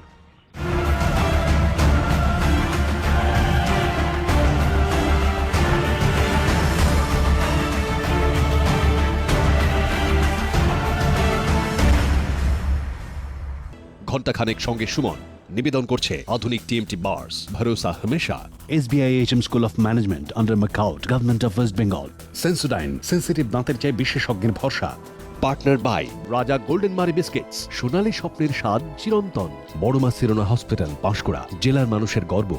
Duff and ডাটের মাধ্যমিক 2019 টু দ্য পয়েন্ট সিরিজের বিষয়ভিত্তিক বই। সুরক্ষা ডায়াগনস্টিক, 25 বছর ধরে সবার সুস্থ থাকার ঠিকানা। অনিয়মিত জীবনে লিভারের সুরক্ষায় ব্যবহার করুন লিভোসিন DS।